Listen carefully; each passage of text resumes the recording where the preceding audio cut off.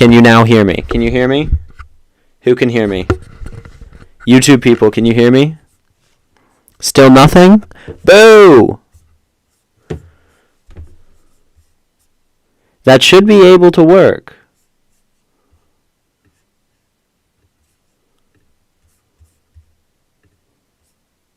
Oh my goodness!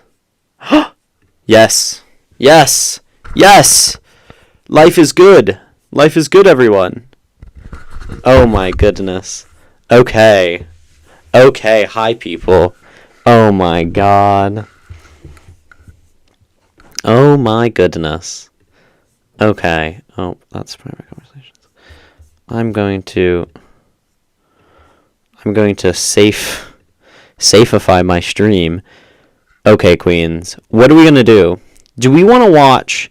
You know what I've been meaning to watch?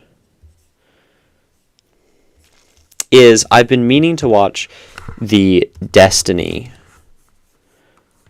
Do we want to watch the Destiny debate? Okay, wait. Yeah, let's watch the Destiny debate. Destiny debate with a guy. I don't know his name. That's my emails. Okay.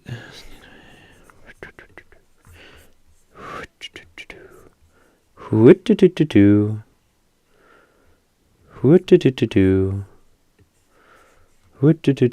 just getting everything organized. Sorry I haven't gotten this organized before, everyone. I never ever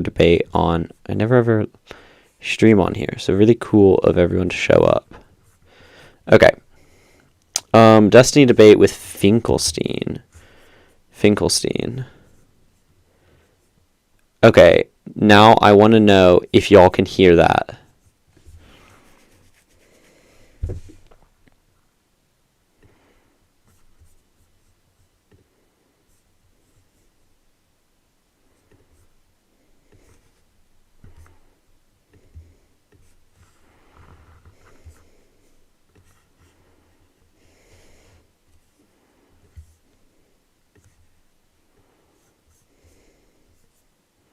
Can y'all not hear it? Okay, this is going to be the difficulty.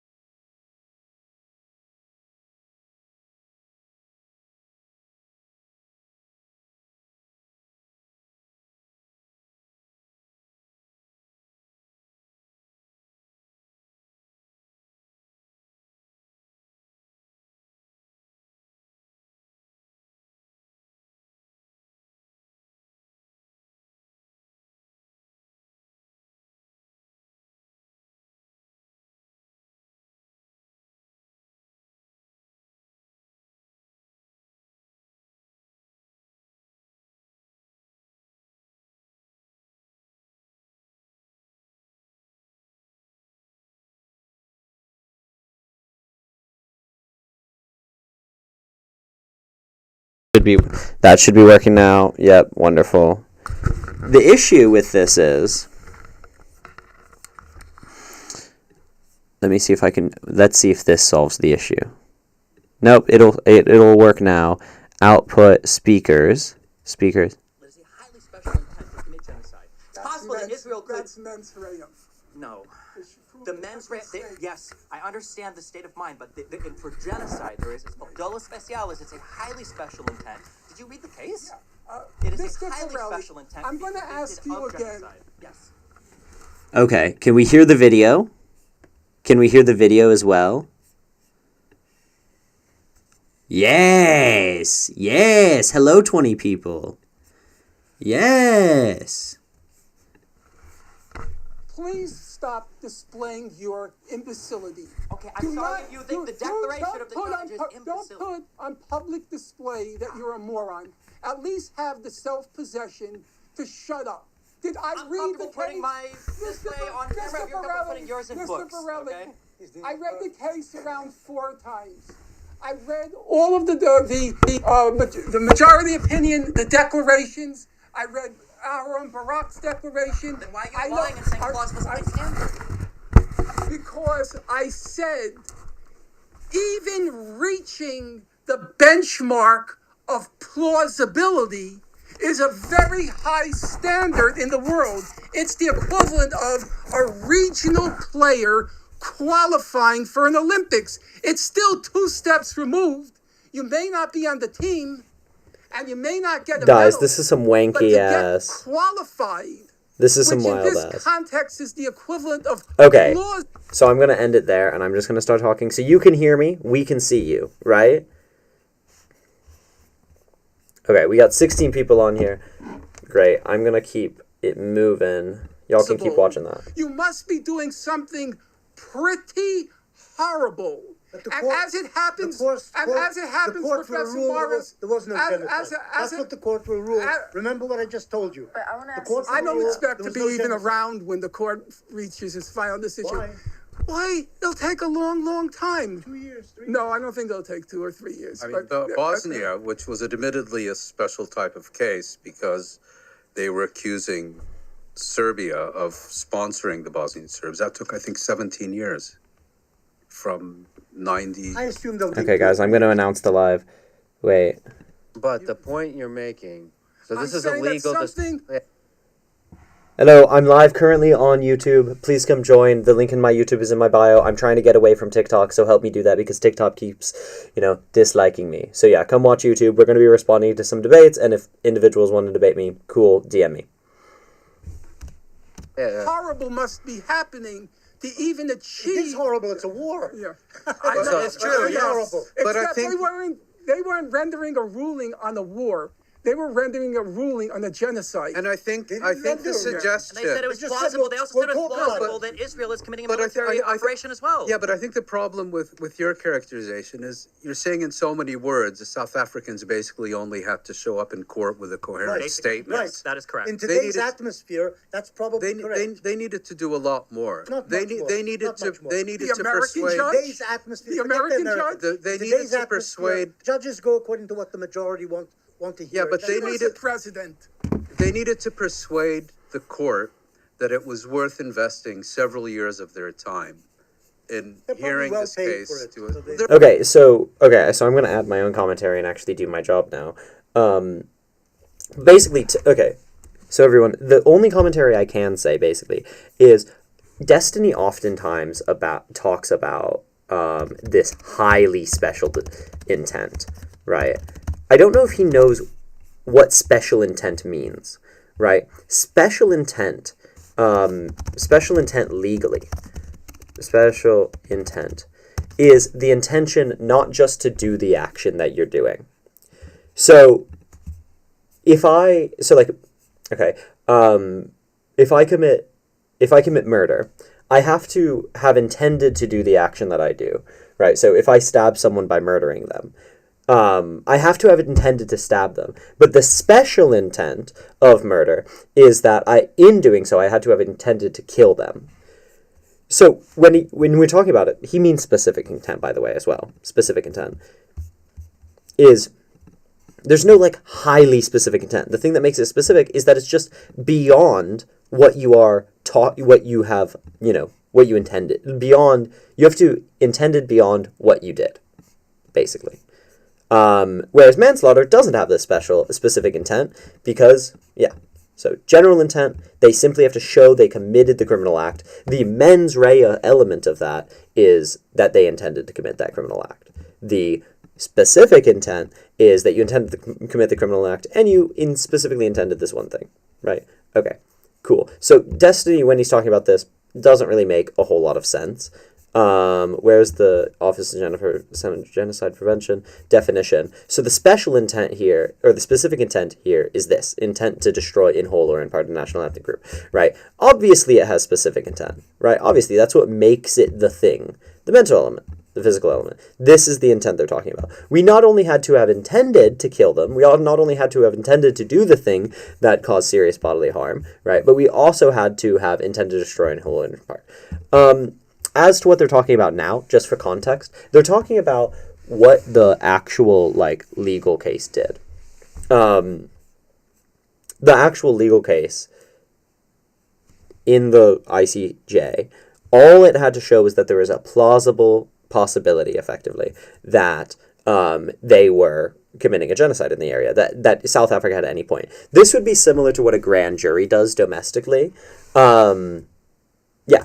And so Destiny is saying it's like de minimis, they just had to show up with, like, a coherent sentence. That's wrong, right? We know that that's wrong. We know that that's not the level. You actually have to show it's what it means. Like, it's just a common sense understanding. It is a plausible accusation. Okay. They're cool. well paid whether they take this case or not. I mean, you know, they have a full docket, whether they accept or reject this case. And I don't think we should. Remember what I just said. They won't rule there was genocide.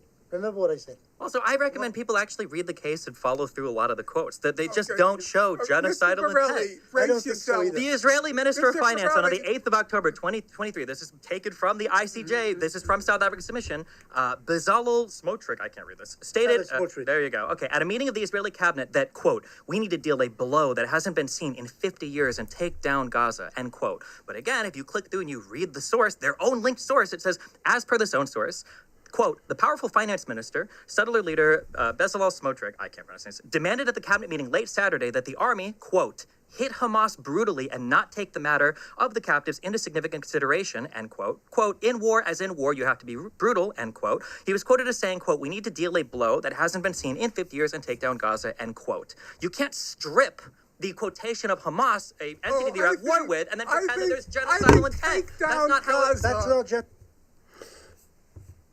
Yeah, and the judges didn't fall for it. And also they didn't attempt to do what he's saying, right? The thing that he said, one second, let's get back. Hamas says, as per this own source, quote, but again, Bezalel Smotrich, I can't read this, stated, there you go, okay, at a meeting of the Israeli cabinet that, quote, we need to deal a blow that hasn't been seen in 50 years and take down Gaza, end quote. But okay, and take down Gaza.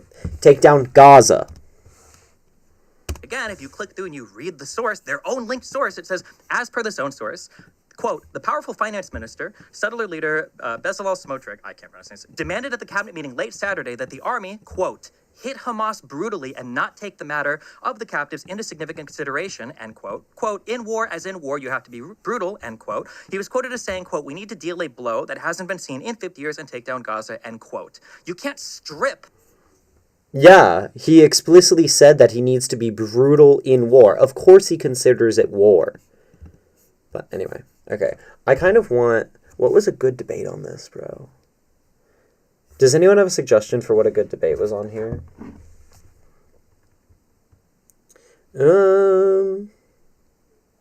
Does anyone have a good debate suggestion? I don't know any good ones. Because, like, the Destiny Finkelstein one is extraordinarily annoying. But let's see where it's posted. Like, do we have the full one?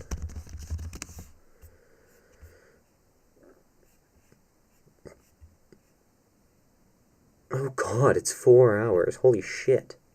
I'm gonna hot drop you into... That I do not have time for, everyone. What would be a good debate on this?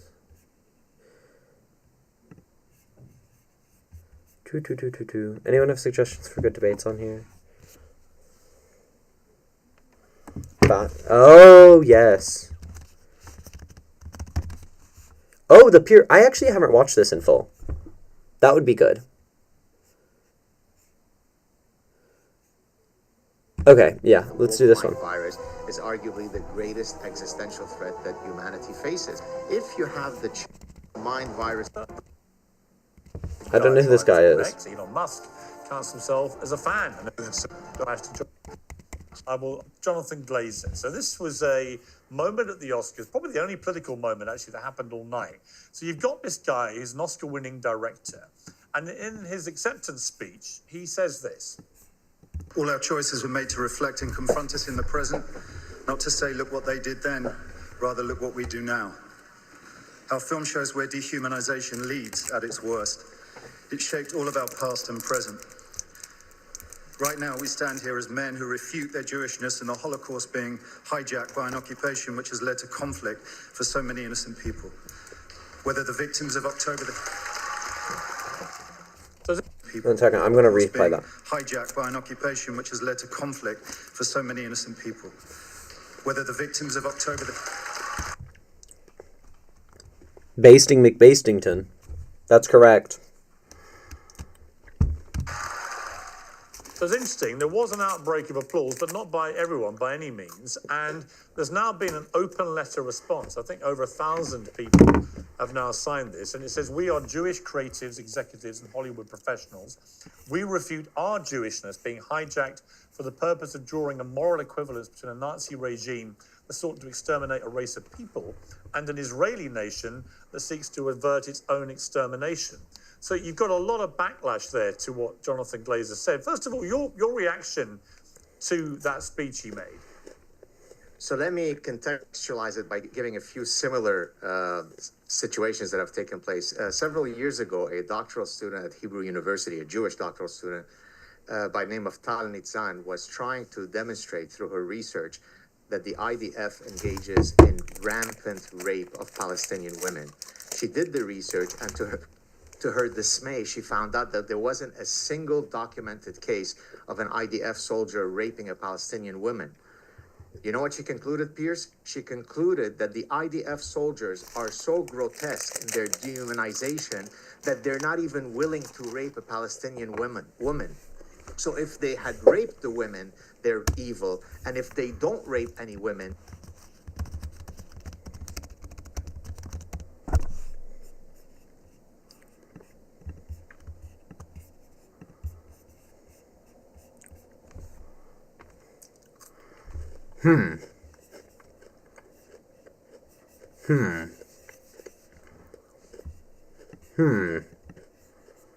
Intriguing.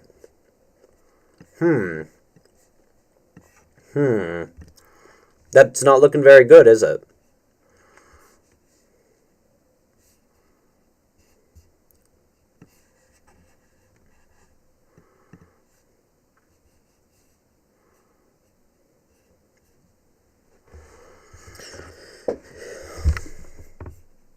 According to the allegations, so these are reports that they did this, right? They're not validated yet, obviously, because this is happening right now, but there is a report. So, strange claim to make today, right? That they're not doing it. So, I know his argument is going to be that, oh, no matter which way the IDF does it, no matter what the IDF does, they are wrong, they're hated, blah, blah, blah. And yet, you know, they actually are wrong because they went the wrong way. they're evil. So. They're evil. That's what parasitic self-loathing is. Here's one more example. There's a gentleman in Norway that had been raped by a Somali immigrant in 2011, a man who had been sodomized by a Somali immigrant. When that Somali immigrant was going to be deported, the Norwegian man felt very, very guilty that he would now have a bad life in Somalia. So this is what Jonathan Glazer is doing. He's basically saying, please believe me that I'm a virtuous, progressive person, and in doing so, I'm rejecting my Jewish identity. You could be empathetic toward the innocent killing of any people without rejecting your identity. He's grotesque. He's rejecting the identity because it's been bastardized so strongly, consistently in the media by the Israeli occupation. He's said why he's rejecting it, right? He's not saying I'm only a virtuous person if I reject it. No, he's saying that I don't support these people that are co-opting it, and therefore I don't agree with it. But anyway, this is boring. So I'm going to go live on my backup. And basically, we're going to try... We do have 15 viewers on here, which is kind of stay. We're going to go live on my backup and see if I can get any good debates moving and grooving. Do we want to do that? Yeah, because I'm not getting any good debates, like, just hitting me up. So, yeah, let's do it.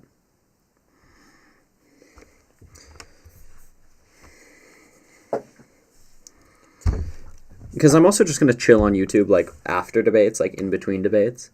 But yeah, basically I would like the option to get a debate up. But okay, hey Queens, okay, let's keep watching this while we wait.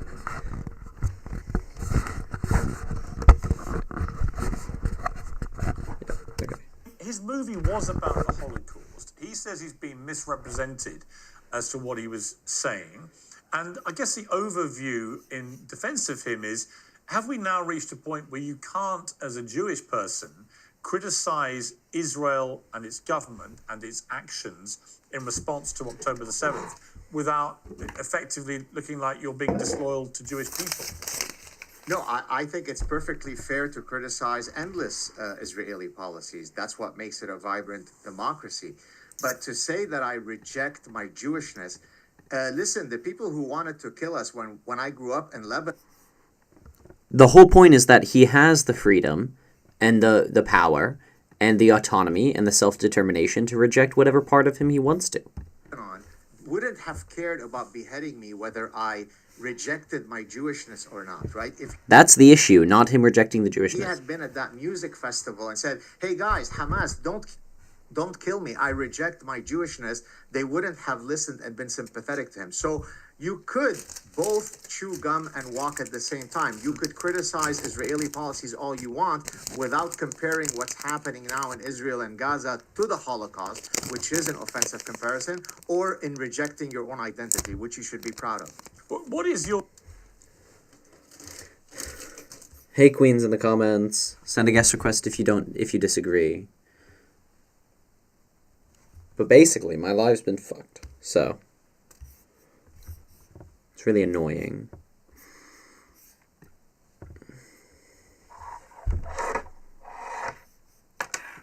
Your view of where we are with this war right now? Look, it's tragic. People think that, oh, I am pro-genocide and all this kind of stuff. You seem to be. Also, send likes, everyone. Friends than most people will ever meet. Any innocent person that is ever killed unnecessarily is a grotesque injustice, cosmically. But the reality is, we have to look at what started all this, right? People have... I hate this talking point, and I hear it 10 million times, bro. What started it? Who started it? What do you mean, what started it? Right? It is actually just flagrantly ahistoric to start the clock on October 7th. Like, everyone knows it is flagrantly ahistoric to start the clock on October 7th. I've been good. My main is banned from going live, so I can't go live on my main, which is really devastating.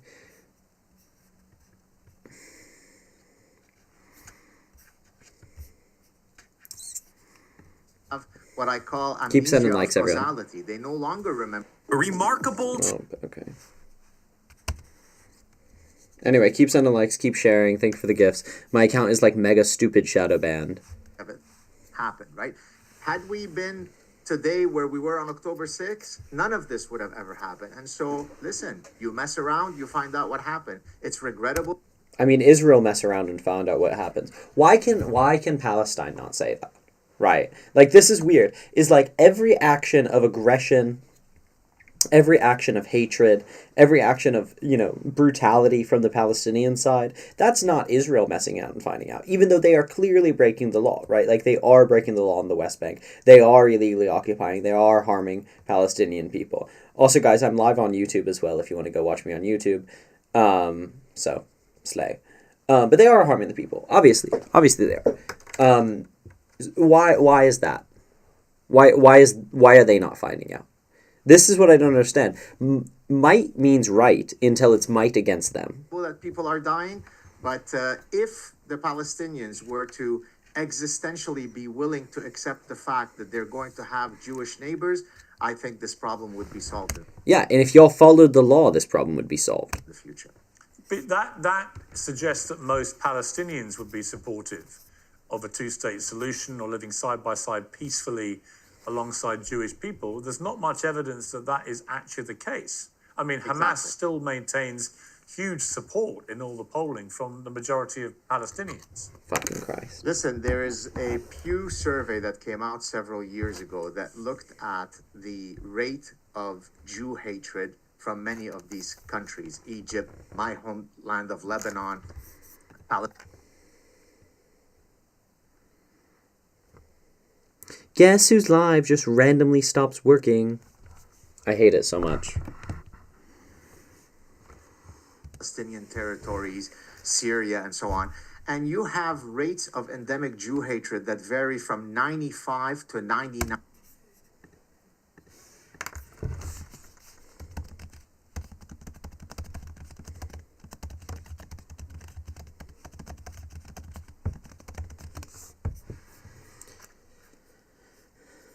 Okay. Pew Research. Lebanon's Muslims, relatively secular and pro-Christian. Intriguing. Anti-Semitism in the... Let's see. What does he reference? In all the polling from the majority of Palestinians. That looked at... I love how he moves away from the point about the two-state solution and talks about Jew hatred. By and large, the reason they don't support a two-state solution is because they don't trust Israel to ever respect their human rights. Also, guys, if you could send, if you can send likes, etc., you know, that would be great on this live, just so I can actually get any viewers and actually have like a good time. I don't know. The rate That'd be great. Jew hatred from many of these countries. What a weird thing to do. Huge support in all the polling from the majority of Palestinians. Yeah, so he says, it talks about support for two-state solution. There is a Pew survey that came out several years ago that looked at the rate of Jew hatred from many of these countries. Egypt, my homeland of Lebanon, Palestinian territories, Syria, and so on. And you have rates of endemic Jew hatred that vary from 95 to 99%. So we're not talking about... I can't find the actual Pew 3 out of a thing. The Pew Global Attitudes Project. Oh, expressed favorable views. Very low. Okay, that's very different. I have a favorable view of Jews. But okay, one second. Let's actually read the project. Could be true. Oh, hello. Wait, we have 200 people on here. Wait, we have 200. Okay, guest requests on. Go. We got 270 people on my other live. Thank you so much to the people on here. If you can send likes, if you can share to people that typically watch me, and you can send a guest request if you disagree with me. That would be great.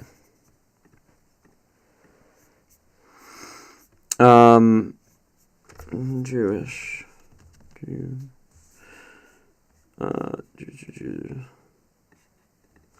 Okay. Keep sending likes, keep sharing. Thank you to the 200 people on here. Send a like.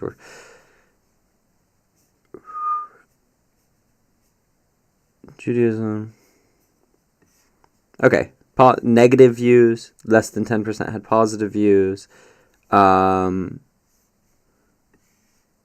Israel's minority Muslim. Let's see. Where are the actual numbers? Thank you. How long ago did I transition? Hilarious. I wish I looked as good as most trans men. Most trans men are gorgeous and beautiful people. You can't be both agnostic and atheist? Send a guest request and disagree with me. Send a guest request and disagree with me if you think I can't be agnostic and atheist. Please. Thank you so much for people sending likes. I appreciate it.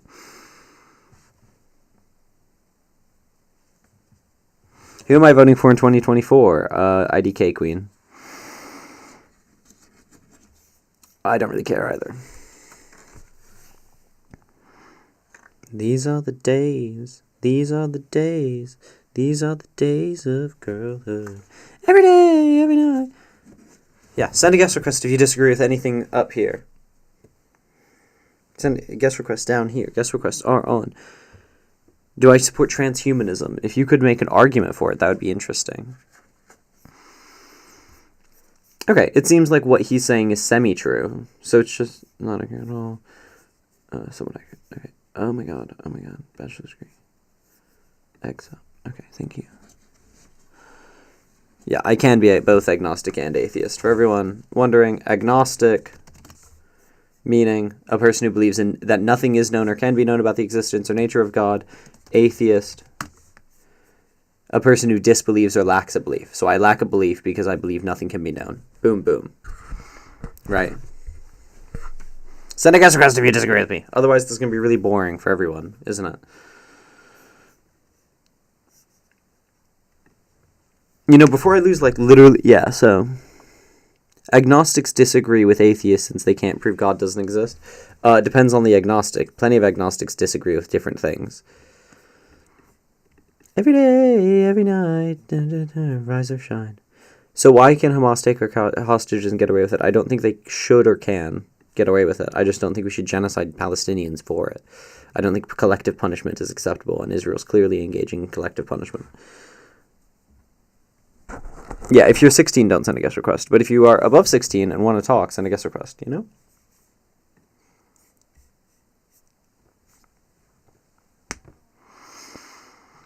Okay. Have I donated? What do you mean? Donated to what?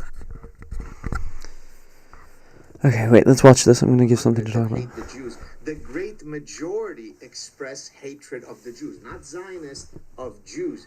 And Yeah, because they didn't ask about Zionists.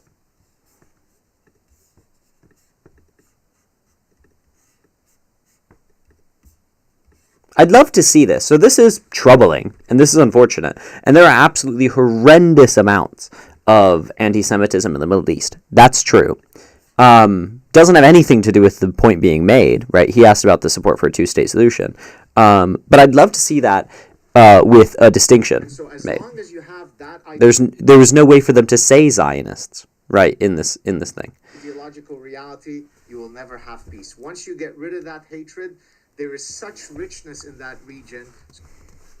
Israeli views of Arabs.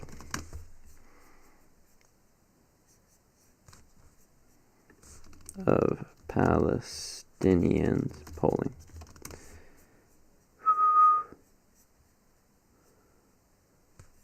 Not peace with Palestinians. I'd love to know. Okay. So he's saying, once you get rid of the Jew hatred, a two-state solution might be possible. Okay. Only 38% of Israelis think a way can be found for Israel and an independent Palestinian state to exist peacefully. So I love, literally, they blame every single thing on Palestinians and Arabs. When, yeah, there is hatred on both sides. Absolutely, it is horrendous. It exists massively. But, they're not going to say anything about that. Can you bomb a very small area like Gaza, where 50% of the population are under 18, killing thousands of children, and not expect there to be ongoing massive problems in terms Based Piers Morgan as fuck. Slay. Also, do we think restarting this live would give us a better chance? Oh, I hate all this live admin. It's like, I've been on for 30 minutes and I haven't had anything interesting to do. But, yeah, do we want to restart the live? So basically, I'm going to go off the live and then you're going to come back on and y'all are going to like it up. And yeah, understand? Wonderful, cool.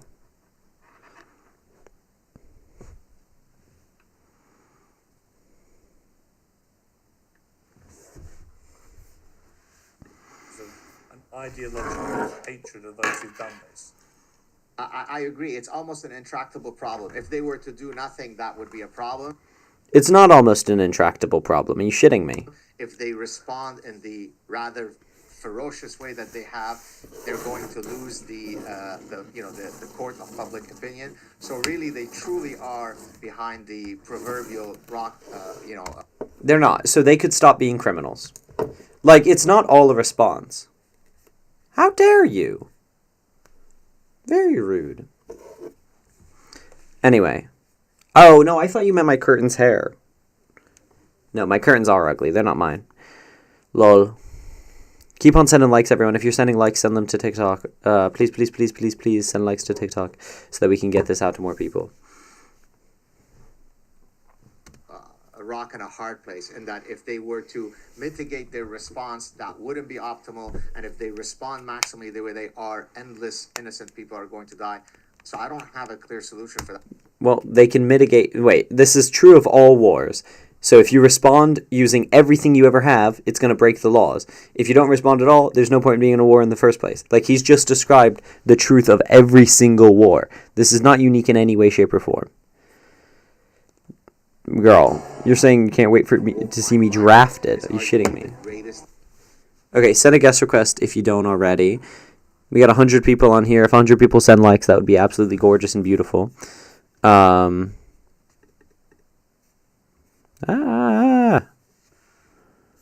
Okay. Keep on sending likes. Thank you so much to the people sending likes. Thank you to the people sharing. Thank you to the people who sent gifts. I appreciate it. I just want to debate someone. I just want someone to be debating me. I just like to speak to someone.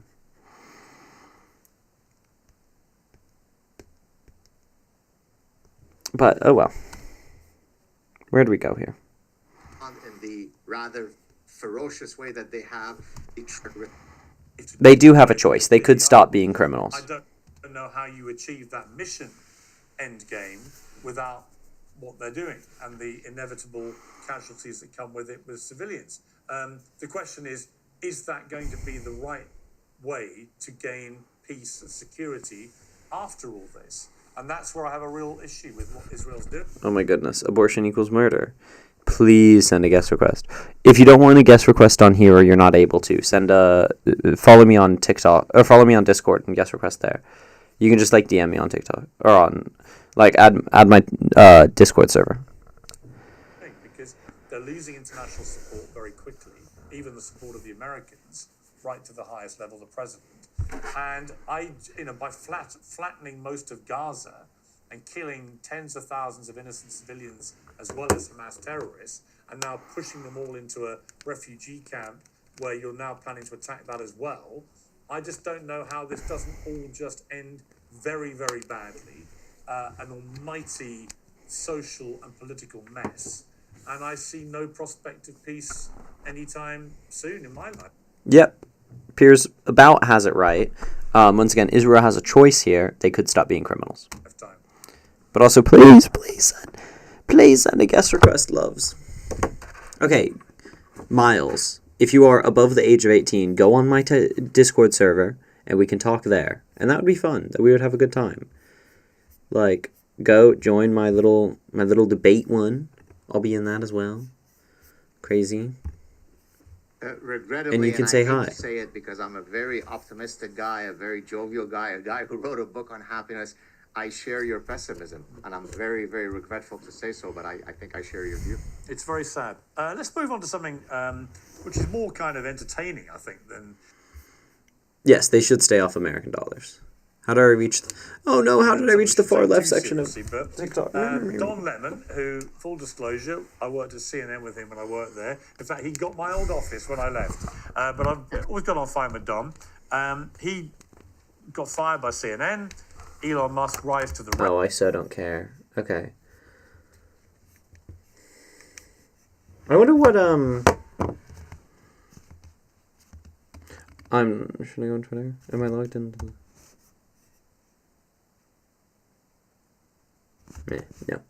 No. Let's see what the pro-life debate. I'd love to see this. I want to see, the... Oh. Ooh, the Destiny... I've never watched this in full either. I think it's quite good.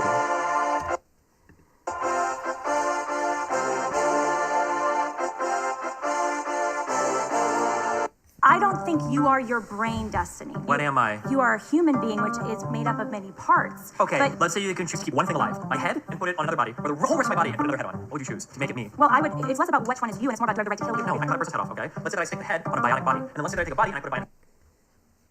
Authority, I don't know if you do, Destiny, they say that because they are defenseless, and so we should actually... Okay, let's look at stances. Protected and treated by the law as persons. And so if you're a member of the human family, you have human rights. And we know when you become a member of the human family, it's at the moment of fertilization. It's very clear. A single cell embryo comes into existence. And so I believe human rights for all humans. And I also want to build a society of love and justice. And the way to do that is to treat people equally under the law and to protect the most vulnerable, especially children. Children deserve more protection actually than adults because they are defenseless. And so we should actually go out of our way to do what we can to protect children and never commit homicide against them. So that's my pro-life position. Cool. Yeah, I share Lali's position. I'm against the strong being able to choose whether or not the weak or the vulnerable get to live or die based on someone else's. I love their 2 cents of rhetoric. The strong being able to kill that's not, no one in their right mind would say because they are strong we get to do what they do against it, right? They're involved in this entirely arbitrary rhetorical strategy, but anyway. Perception of them or their convenience factor to another person. I think that's if you want to watch the video, I'm watching on YouTube. You represented is a very dangerous one because what you're saying is you have to be not only a member of our species in order to be a person with rights, the very basic right to life, but you have to be a person plus. And yes. It's a very exclusionary class of what you're doing. You're excluding a whole group of human beings. So I guess my question is, are there other human beings you would exclude? Yeah, dead ones. That you don't view Destiny as persons? Not for this debate. No, I'm just kidding. Here's a question, actually. Let me respond to your question with a question. You guys say that humans are protected Do you agree that the humans ought to be protected or Well, humans it's, are given? more specifically, humans have human rights. So Yeah, protection okay. can mean different things, but Humans have human rights. the fundamental human right is the right to not be killed. Okay. It's the right to be protected against the right to life. And so that's why I don't have the right to commit homicide against you, Destiny, or against you, Kristen, or against you, Brian, and certainly not against a preborn developing child. Okay. And yeah, so but I have a question for you too, but I know we all have questions. I'm reacting to this debate. But also I am watching it because I've seen these two, and I've wanted to talk to Katie Hawkins, right? Because she'd be interesting, but I haven't been able to. But I'll let you. Sure, yeah, because I'm going to keep going on this. Yeah. I don't believe that you believe in that statement, that humans have a right to life. So my next question would be, I show you a human who's been dead for 10 days. The corpse is still a human, we agree, right? I think to clarify, a right to life meaning a right to not be killed, not a right not to be killed. It's fundamentally Okay, a right to not... Okay, intriguing. different, abortion and end of life care. I watched one of your debates this morning when I was on the plane coming here, and I found it interesting because you kept using this end of life and argument. You fundamentally have a right not to be killed. Abortion is an active killing. It's an active dismemberment. It's my actually Discord is violating linked to my another bio. human being. So morally, Is it not? that act of abortion is much different than someone who maybe is brain dead. Abortion or is we're not linked. sure. My Discord's linked to my bio. If you want to debate me on Discord, go join that. Otherwise, I can drop the... Is it not on there? Can someone go check, like, with the brain? Ah, damn. Okay, then go to my main, Will's backup. Go to Will's backup, and there is it linked. Okay, wait, we have a disagreeer.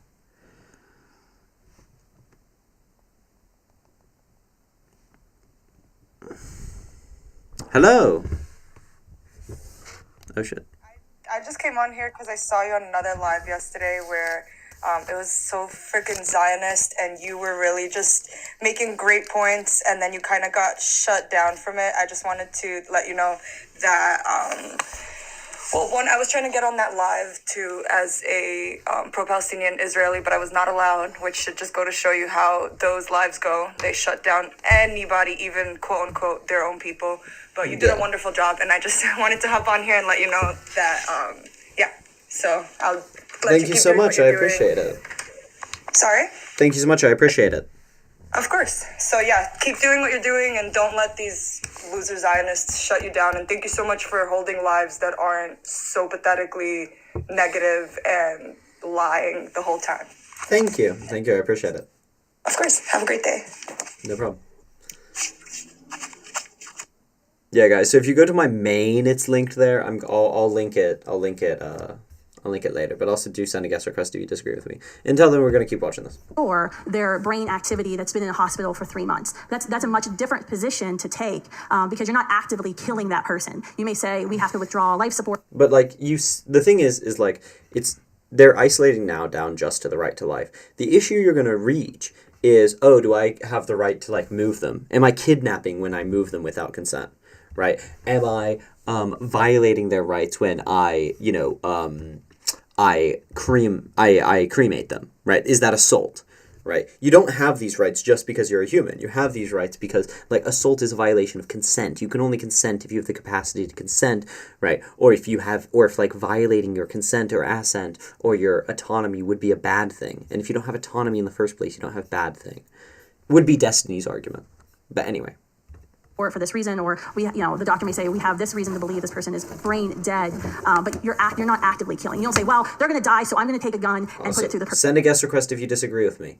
Person's head. We would not say that. We would say we might withdraw life support and see if the person can sustain life on his or her. That could still be a violation of rights. Withdrawing life support could still be a violation of rights. But we're not going to actively dismember them in the process or violently kill them in the process. But that's exactly what abortion is. It's not just easily withdrawing life support. It's actively going into a womb where there's a developing human being that biologist tells us is a unique, whole, living human being that's never existed before and will never exist again, and it's actively killing them. Okay, I don't believe that you believe in that argument. If I were to show you that all abortions could be done by just extracting the baby and then leaving it on the table and not actively killing it, but just removing it from the mother's life support and seeing what happens, would you be okay with that? That is actively killing. That is killing. Because How is that actively killing anyone? Because pulling children, blood on Destiny, somebody? you know this, you're a parent. Children are dependent on their parents. A newborn is dependent on his or her parents, and a preborn child is dependent on his or her mother. I'm just challenging the words we're using here. They're Okay, active that's fine. and passive But killing, the yeah. dependency of a child doesn't give their parents or anyone else the right to kill that child. Sure, I never said as much. I was challenging Well, you the- do say as much, I think, because I think your position is if that dependent child before the arbitrary line of 20 to 24 weeks is in any way unwanted, inconvenient, just for whatever reason abortion is chosen for that child, then you are okay with a parent killing their child. Depends on what video games show plays. No, the only thing I'm trying to figure out right now is I'm trying But are you okay with that? Because I think that was what you said. I don't. No, so he's asking a very specific principled question. They're avoiding it very specifically and poorly principled. It's a little funny. Where's the person asking for my Discord? Okay, let me just try and reply. So it's gonna be link. I'll keep playing this.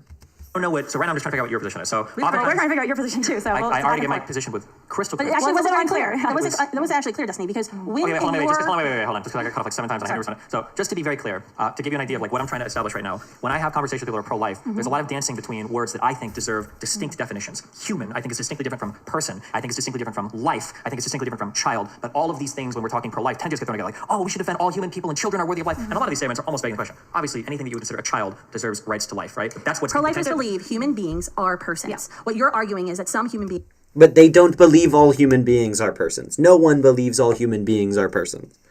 don't deserve personhood Sure, but rights, what I'm trying which to do- throughout history, Destiny, has always proved to be a very Yeah, no, this is so dumb. But anyway. dangerous position that you're taking.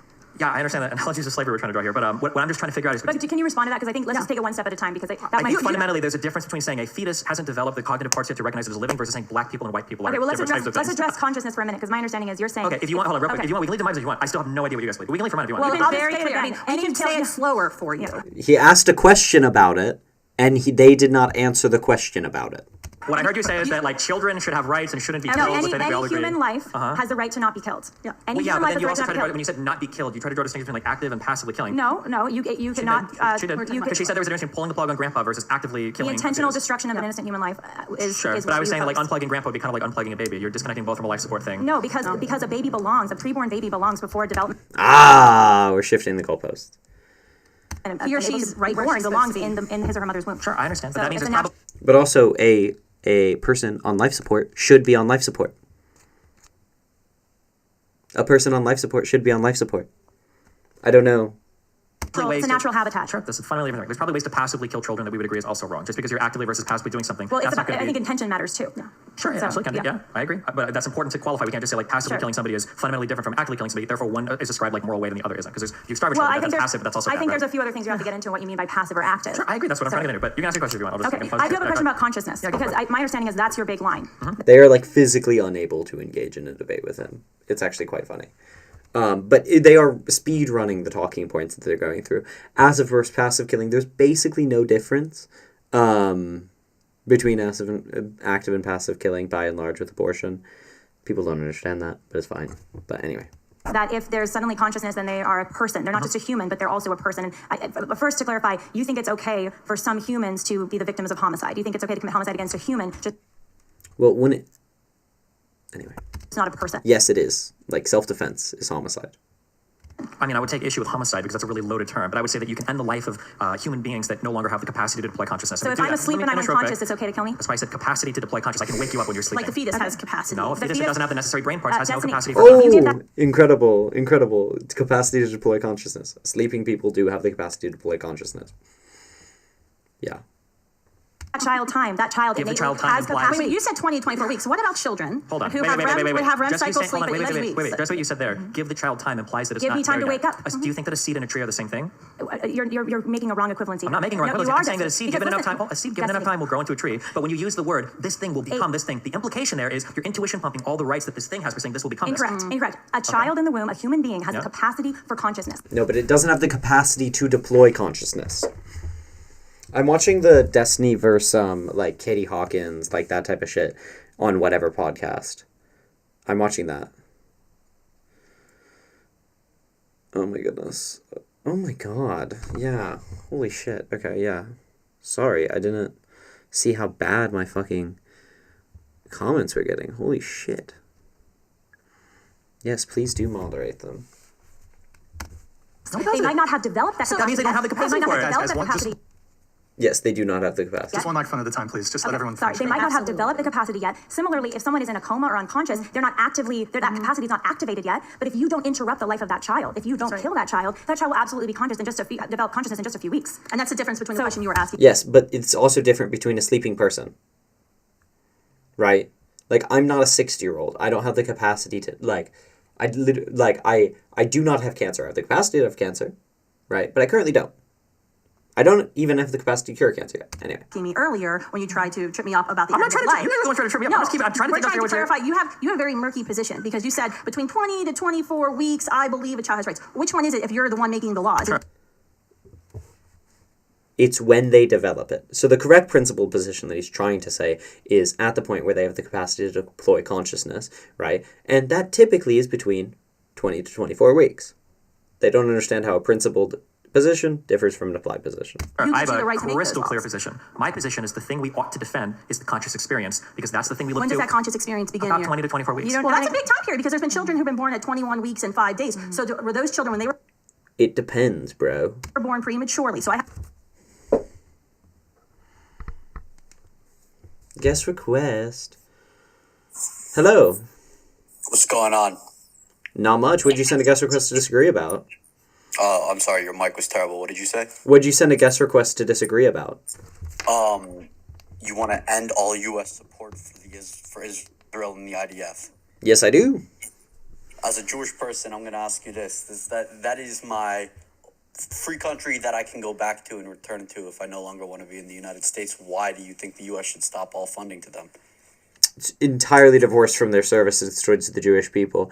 The reason I don't think that the U.S. should support them is because of their horrendous acts against the Palestinians and the fact that they're like a theocratic ethno-state. Can I ask you a quick question? Do you currently live in the United States? No. Also entirely irrelevant to my position, yeah. Oh, absolutely. If you did live in the United States, it would be completely relevant. But you not being in the United States doesn't make it relevant. So, fair. Why would me being in the United States be relevant? So how do you think the United States was founded? Oh, hello? Hello? There we are. How do you think the United States was founded and colonized? Well, different things. How is it different things? Well, it was founded differently than it was colonized, and also complicated processes for both by a series of different nations. So. But you don't think there was ethnic cleansing that took place here in the United States? There was, and I don't support America continuing any ethnic cleansing. Like Israel is currently advocating for Egypt to allow Gaza to be ethnically cleansed. So yeah, no, of course, if America was advocating current ethnic cleansing, I would not support America doing that. So the attacks in October, you don't believe are bad, and Israel shouldn't defend themselves from the I would never say October? that. I don't think they should engage in ethnic cleansing due to those, and I don't think they should engage in collective punishment due to those, right? And I don't think that their military response was justified entirely on the basis of it, and I certainly don't think that them being a theocratic ethno-state, which has been true since their founding, is justified on it. I think they need a fundamental change, right, in order to merit any amount of American support. So you're in your perfect world, what should their response have been? Well, in my perfect world, they wouldn't have done the things that elicited the attack in the first place.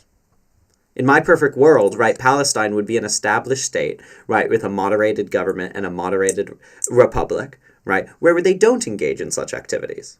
So... Well, who is Palestine's government currently? Palestine doesn't have a unified government right now. Well, who did they elect? The people of Palestine have not elected, like, the majority of the people currently living in Palestine of voting age have never voted. So the Palestinian people have not elected anyone. When was the last time Palestinian people? Are you running around and saying when was the last time any Palestinians ever had a vote? Because they're different Palestinian people at this point. Well, what do you mean by they're different Palestinians? They're physically not the same people that voted. Roughly 5% of current Gazans voted in the 2006 election. And who did they vote for in the 2006 I don't election? care who 5% of the current people voted for. Why would I? Because that's who they voted for. That's But who cares? Who 5% of the current Gazans did? Who cares? Well, clearly the current citizens, otherwise they would overthrow the current administration. How? The current administration is the one with the money and guns and weapons and bombs, right? Like, what do you mean? No, of course, like, the thing is like, this is like really dishonest. So they had an election almost 20 years ago now, 18 and a half years ago, right? 2006. And which is 18 years ago. and a majority of current Gazans are children. I think the life expectancy about 30, right? So the vast majority of them were not even alive, but the vast majority of them were at the very least children when that happened. The results of an election 20 years ago, when most people are not 20, and even fewer are above the voting age during that time, 40 or something, right, is totally irrelevant. Like, genuinely, you have to agree that literally, like, that election does not indicate in any way, shape, or form the current support of Gazans of their ruling body, That right? election determined who. But you agree it doesn't represent anything about the current Gazans. When you say the current, The people living in Gaza right now. I don't know. I don't know. I can't. Well, you can tell me that, but like looking at the facts, we know that basically none of the current Gazans existed in that time or were of age in that time. Clearly, an election where you weren't of age, vast majority, doesn't matter and doesn't tell me anything about you, right? But how would you know that if there wasn't an election? No. Yeah, that's fine. That's a different point. But I'm talking about the data point that you brought up. You brought up the election in 2006. But you can even recognize that the election in 2006 gives us no valuable information about what now is. You can make a new argument as to why what now would be is what it is. Right, whatever it would be. But the 2006 election has nothing to do with it when, once again, only about 5%, that's a rough estimate, probably less than 2% of current Gazans, because the majority of current Gazans are immigrants into that area within the past 20 years. So basically no current Gazans even voted in that election, right? And and the age group didn't even get a majority. They got 44% of the overall vote. So probably even less than 1% of current Gazans voted for Hamas. So I need to know I'm not talking to a wall. Do you think the fact that maybe 1% of current Gazans voted for Hamas tells you anything of value about the 100% of Gazans that exist right now? It doesn't, but at the same time... Okay, cool. Then don't bring up the 2006 election, because it doesn't give you any valuable information. I can't sit here and tell you that they won't elect Cool, again. but you can recognize the point you made about the 2006 elections irrelevant. Wonderful. So now I have to ask you this. You have admitted that the, I don't know, I guess you could call them citizens of Palestine are prisoners of Hamas. They're at Hamas's mercy. Not all of Palestine. Okay, so let's Clarify. talk more specific about Gaza. Are they prisoners of Hamas? Hamas is an undemocratically elected, right? That's who represents them currently. And in the same way the Taliban represents Afghanistan. Mm-hmm. Yeah, cool. Yeah, they're a terrorist organization that's taking control. They're a terrorist in the same way that like Putin represents Russia. Yeah, they're terrorists that control the area. I don't like Hamas. I don't like. But whether they have popular support or not, right? What they are is a terrorist organization that has illegally claimed control over this area. And their mission statement is to kill and get rid of all Jews. No, not currently. That's not true. Well, what is their current mission statement, if you don't mind me asking? I mean, it's a really long document, but nowhere in it does it say to kill. The 2017 manifesto doesn't say that. It used to say something similar to that, and I'm not pro-Hamas. Like, I hate Hamas. I'm just saying what you said's not true, right? The 2017 most recent manifesto of the H group does not say that they want to unalive every single Jewish person or whatever. But also, let's be a little more careful with our words, just so TikTok doesn't, attack us. So all good. That brings my next question of, you dislike Hamas, but... 1 second, I'm just gonna... my account's been attacked, right? Multiple times. This is why I'm on, like, my third account. The H group. Unalive.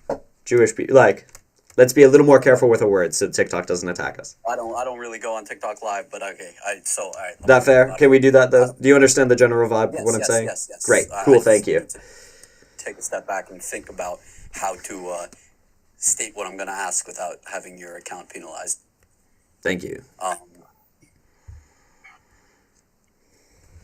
So, you currently are in favor of the elected government. How do I even properly put this without the elected government of Palestine? You dislike, correct? Yeah, I hate the H group.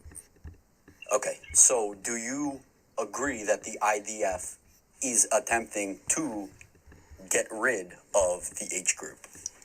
Maybe. Yeah, that's fine. In the same way that the Serbians were trying to get rid of the Bosnian governments. Oh, well, that's funny. Funny, I am a Serbian Jew. Funny that you mentioned. Intriguing.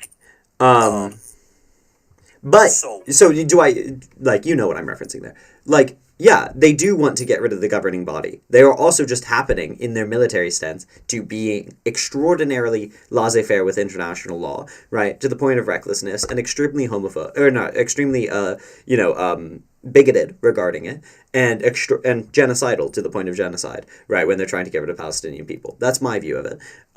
Do I think the IDF, but I don't think the IDF has the right, right? By and large, the IDF itself has the right, or the moral supremacy to get rid of the H group when they themselves are a terrorist organization.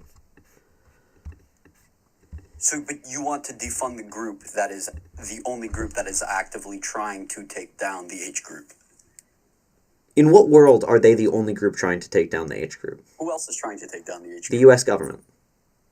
Well, the U.S. government's doing it in the way of proxy in funding the IDF. Well, no, and defunding Iran, right? And, like, engaging. What? I was flagged for sexually suggestive content? Okay, well, I'm going to keep going live. That's nonsense. Okay, guys, actually, what we're going to, like, what? What? Okay. Okay, we have 230 people on here. Basically, so I don't get, like, attacked, so all that ish, right? I'm going to end the live, and then I'm going to restart it. Okay? I'm going to end the live, and I'm going to restart it. So I'll be back in, like, literally 2 seconds. If y'all come back, that'd be great. Cool? Yeah, great. I'm going to reset it. 3, 2, 1, let's go.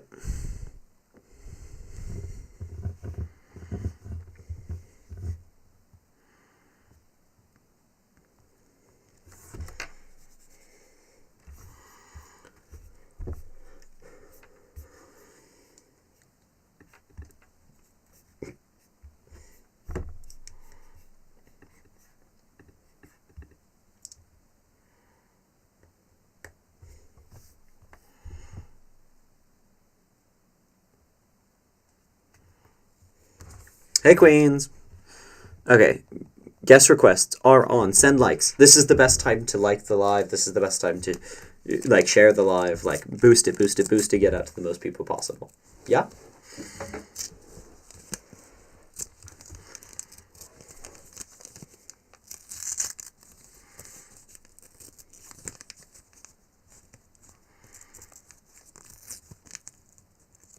Okay, come on.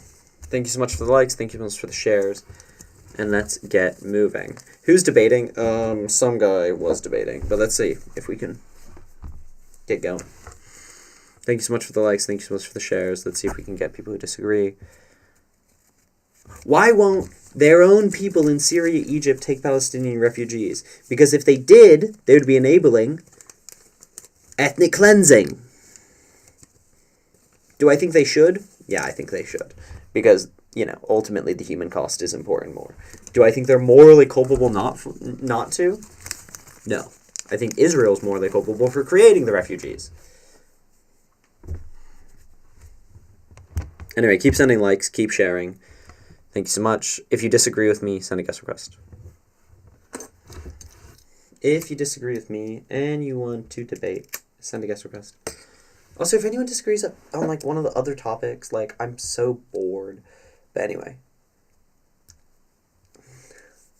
What do I think about UNRWA? I think the reports coming out about UNRWA are really interesting, and I'm willing to bet in about 5 years we're going to find out that they're entirely falsified by Israel. Thank you so much for the people sending likes. I really appreciate it. Thank you so much for people sharing and sending gifts. Very cool. Single mom vibes. What in the world do you mean?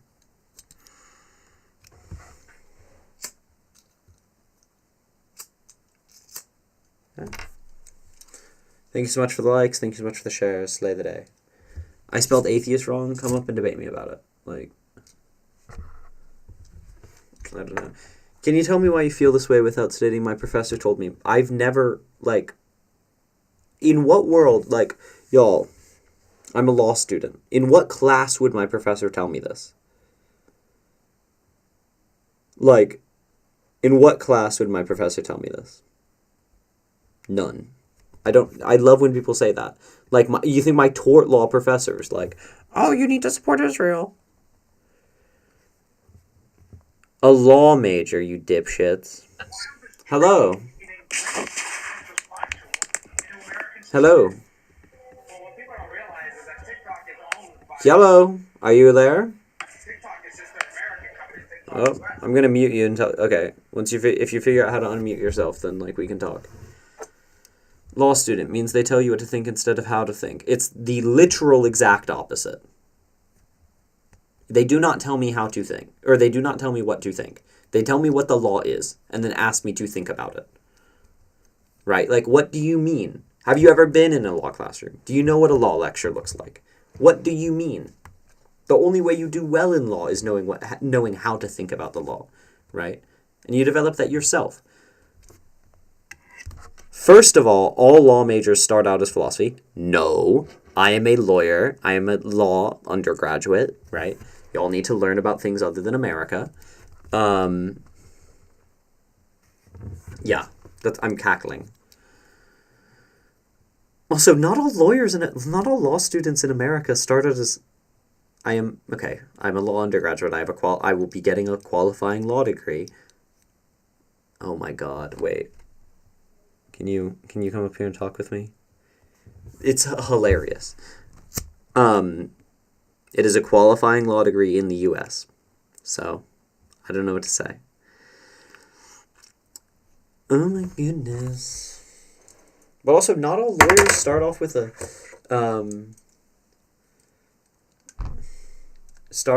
philosophy degree. Like, a shit ton get econ, they get a bunch of stuff. I don't know what you're talking about.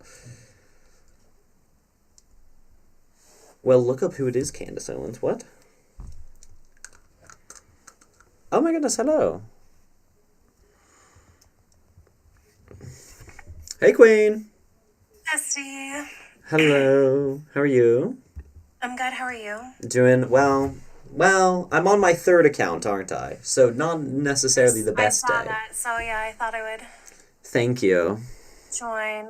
I was wondering if Rick was debating and what he was debating. He couldn't figure out anything, how to speak or how to exist in this live, so, we live and we move. Men really are not okay, are they? No, they're really not. No, they're really not. Me being a man and me really not being okay. Like, this, Jesus Christ. TikTok's actually making me want to die. Cis men. No, genuinely, I got banned for, a week, right? And then my other account just randomly, it's deeply shadow banned, right? And then it also randomly just cuts off my live. Just 3 minutes in, it'll my live will just end. Not, banned, not, limited. Just, it will end. What? Yeah, so this last fall, I was getting anywhere between 200 and 600 followers alive. Oh my god. Going live 2 to 3, maybe 4 hours a day. And I was on average getting between 8 and 1,000 views, even going upwards of 1,500. And then recently, there was one live. I was live for 4 hours and I got 3 new followers. Oh my god. So the over moderation right now, Parker's getting hit. My account actually got perma'd yesterday. Oh my god. It wasn't. Have you got it back? Yeah, I'm on it. Oh, great. Oh yeah, you're on your main.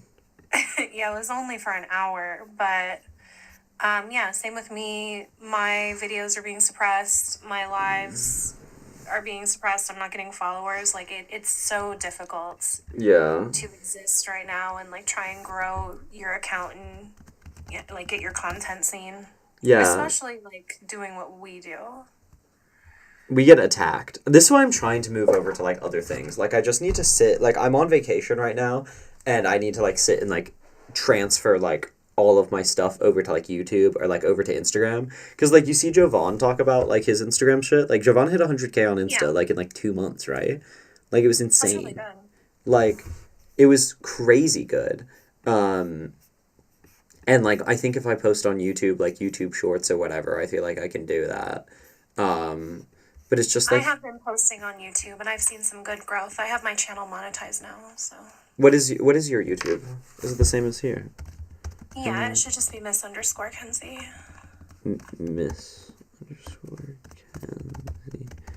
Let's see if I can find it. Oh, okay, nice. Yeah, no, we're pretty similar on YouTube. Okay, we're right about even. Yeah, I should move all the shorts over. That's a good idea. No, the shorts are like what get me like any of the growth, like all of the growth. Oh, is this a clipped RC clip, or is that with the wrong corner? States, that law obviously needs to be. Oh my god, that's so funny. All of my I have all the RC like stuff. I'm pretty sure there's one of you, me, and RC. Yeah, no, this is what I got. Change, but to put before you go in, I'm not. The entirety of the United States does not have that law. Those specifically those 3 states.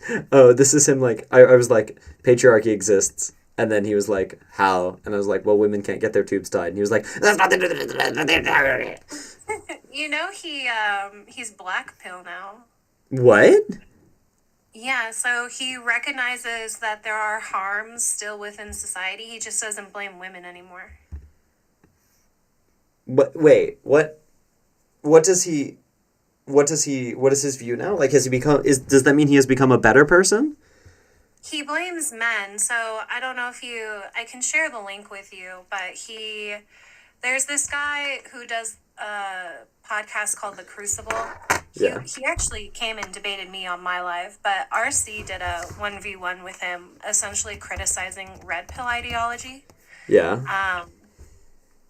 And he still holds a lot of the same principles that men should marry with the intention of marriage. But he does like realize the over-sexualization of women. He criticized the Whatever podcast in terms of only having OnlyFans to essentially market themselves off of like OnlyFans names as well. Okay. That's wild. So I still think he holds a lot of misogynistic principles. His anger is just, I hate to say like misplaced because it's not, but just placed in a different spot. Intriguing. I haven't kept up with him. Okay, there is a debater in the guest request now that I might get up. But because there's, love chat, but content. But they are probably going to debate Palestine. Do you debate Palestine, Kenzie? I don't debate Palestine, so yeah, if they do, I'll drop. Okay, so I'll let them up. I think we were just talking about it. It's Dingle. Hey Dingle. Sorry about that. All something good. went wrong. I had to appeal some decision. Hilarious. Oh, who's this? Wait 1 second. Let me check if this person... 1 second, Dingle. Just because you did get limited just now. Hello, cool. Yo, what'd you send a guest request to disagree about? Well, I'm not asking to disagree yet. I'm just asking, like, what are you talking about in this live? Because I don't really get it by your title.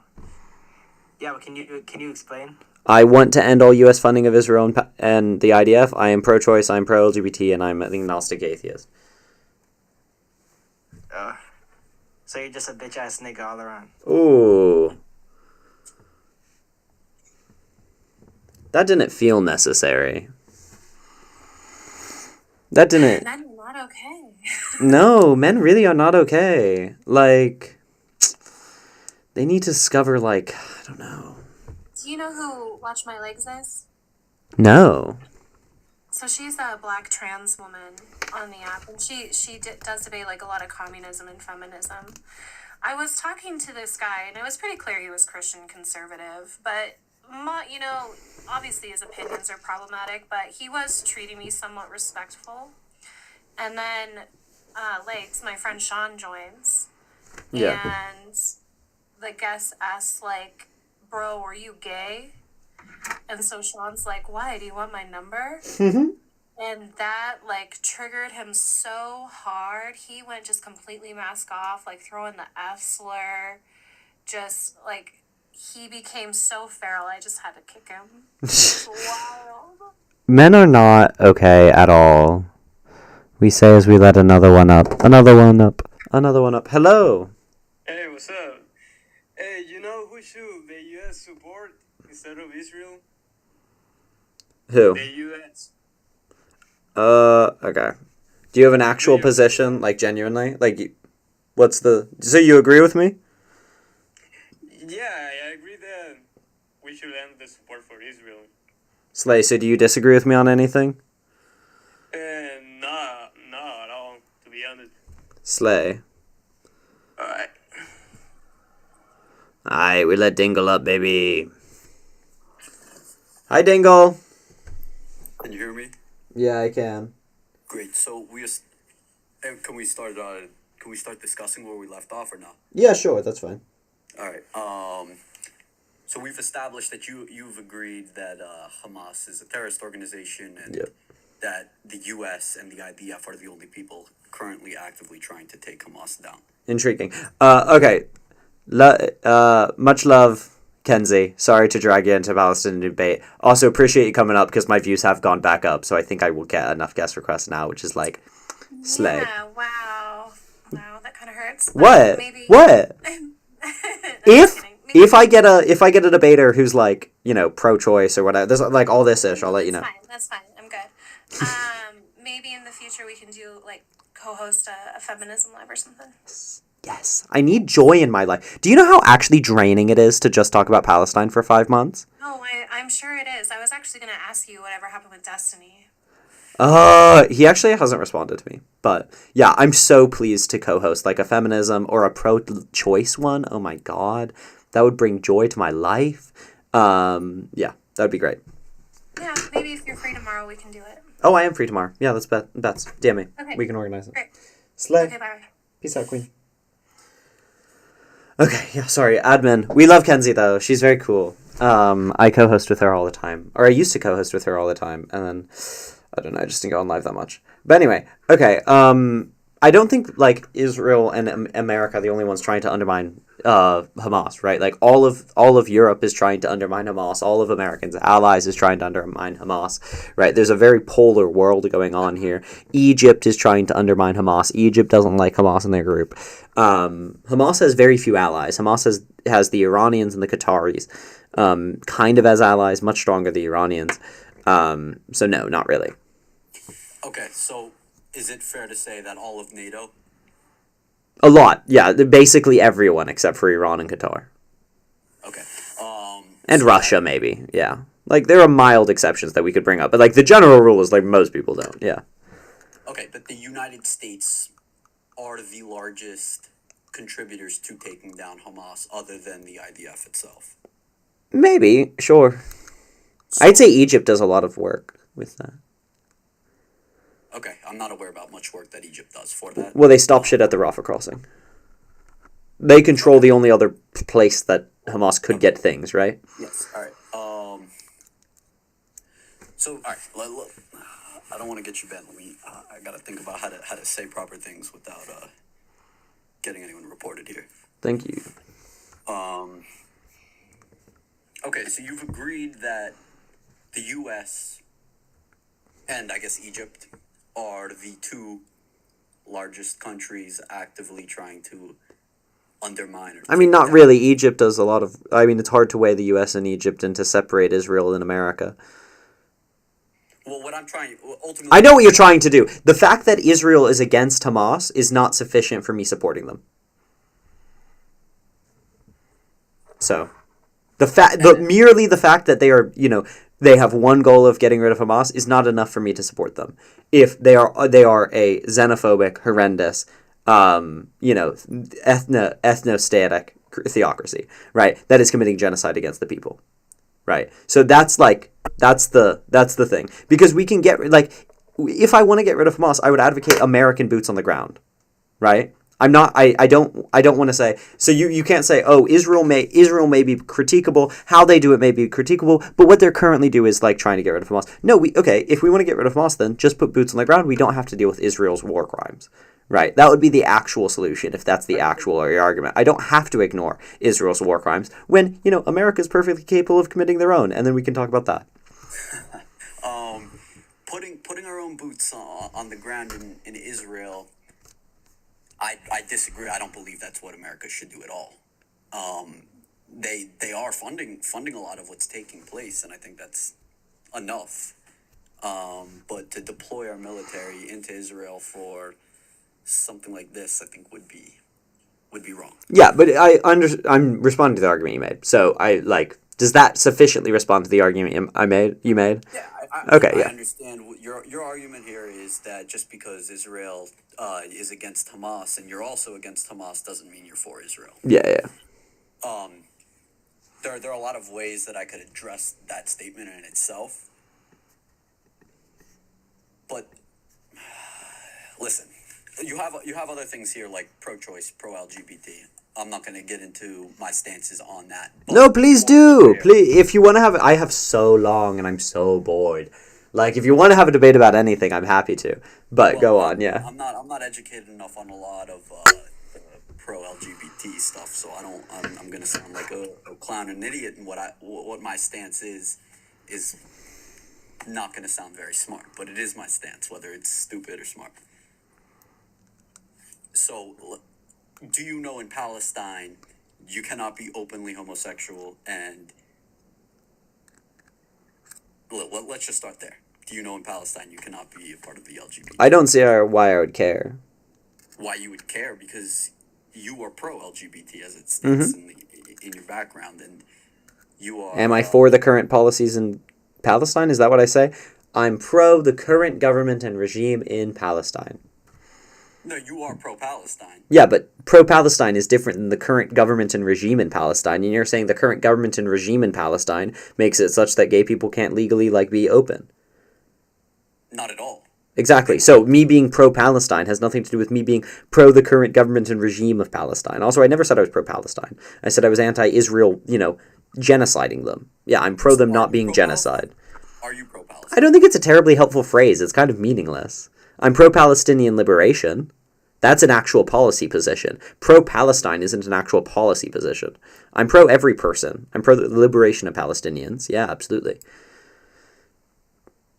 Okay, so if you are pro-Palestine, I'm not saying you specifically are pro their current government, but why aren't you pro the citizens of Palestine? I'm pro the citizens of Palestine.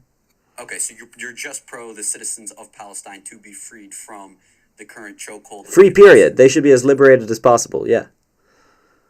And you don't from everyone. You don't believe whatsoever Israel is attempting to do so? No, God, no. No, God, no. Fuck no. And why is that? Because way too many people have died for them to be freeing. They would have to free about 10 million people to make that death count worth it. Like the KDR on there is insane. In terms of that. So what they've said multiple times, I don't trust Israel as far as I can throw them to take care of the Palestinian people. Let's look at what they've done with the West Bank, right? We know that the best way to liberate the West Bank would be to hand it over to the PA, right? Embolden the PA and allow them to have sovereignty over their territory. What has Israel consistently done? They've violated international agreements. They've violated international law to imping upon the Palestinians' sovereign territory, illegally add settlements into the Palestinian sovereign, or into the Palestinians' rightful territory, and displace and consistently harm Palestinians, right? So when they are entrusted with Palestinians' welfare, right, in the West Bank, where there is comparatively very little resistance, there is irrelevant. Let's look at the settlements, right? The settlements are not defensive. They're not responses to resistance. They're not responses to terrorists, right? That is merely Israel violating international law, harming Palestinians to the benefit of Israel. I think they would do the exact same thing, and I think they're engaging in the exact same behavior on their military front right now. Okay, I'm gonna go back to this point of, in your perfect world, after what happened in October and the Israeli citizens were taken hostage, what do you think Israel should have done to protect their citizens? Well, I think the best thing Israel could, I'm not avoiding the question, right? We can answer the question, but I think there's a much more interesting answer, which is, I think the best way they could have, the best thing they could do for their civilians is stop being a criminal nation, right? But also, I don't just care about Israeli civilians, right? So the question is framed as, you are Israel, therefore you only care about Israeli citizens, and it is after a lot of the damage, after a lot of the war that's happening, and you're only in a reactive position. Neither of these are helpful things to talking, right? I don't just care about Israeli civilians. I care about every civilian, and I'm not just reacting, right? So I think I'm asked this question a lot. I don't think it brings in some premises. I can engage in the hypothetical, but it brings in premises that aren't. I don't see why they're productive to discussion. So if we put away those premises and we say, okay, how could we reduce harm overall, right, to these civilians? Well, Israel could stop committing war crimes, for one, right? They could end the occupation. And we know that, right, if they had accepted Yasser Arafat's proposal in the Camp David Accords, for example, there would be a much more stable Palestinian state. In that area, it would not be nearly as active of a threat to Israel because they would be run by the PLO or a similar area that recognized the right of Israel to exist in the post 1967 borders, right? So, they should have actually, in good faith, genuinely engaged in peace talks, and that would prevent a lot of harm to Israeli civilians. But to answer your question in short, I wouldn't have used white phosphorus. I would have consistently allowed humanitarian aid to flow. I would have, we can talk about how to militarily do it differently, but I wouldn't have raised 90% of their residential housing, right? So the way they engaged in military has been consistently critiqued by international experts on military interventions, right? I'm just going to accept their critiques and say, okay, well, I just wouldn't have done those things. So I don't know if we can play this game. I don't think the question's helpful, but even to answer the question, no one's playing as if they did it perfectly, right? And neither you nor I are military experts, so I'm going to defer to the military and international legal experts who are consistently saying, yeah, they're doing it wrong. Their use of white phosphorus is illegal and wrong.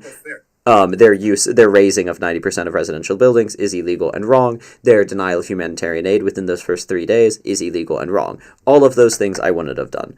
So you're putting the onus on Israel to have initiated peace talks to avoid Palestine or no.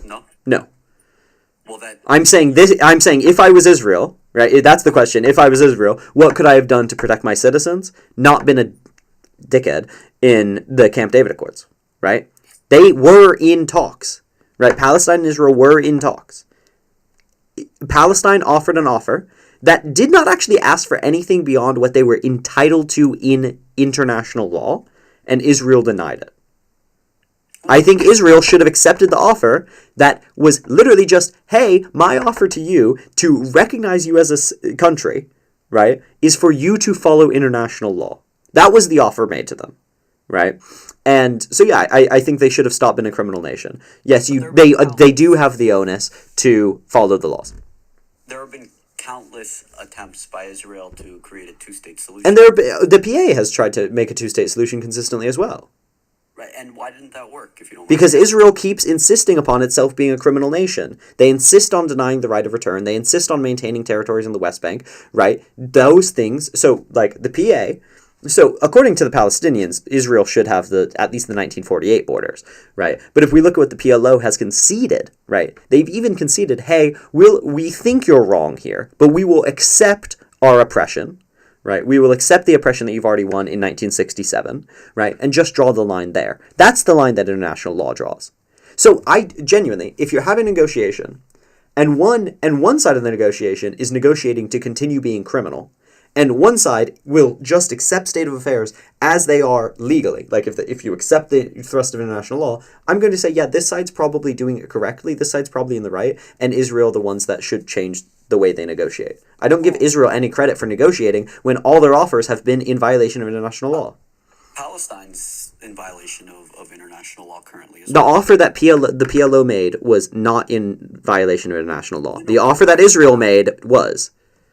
But currently, if Palestine wanted Israel to cease fire, why not release all the hostages that are... Wait, but Israel also has hostages, but that's not the point.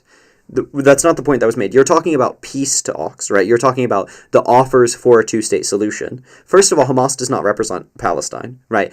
If you think it represents anything, because it's not a democratically elected organization of the current people.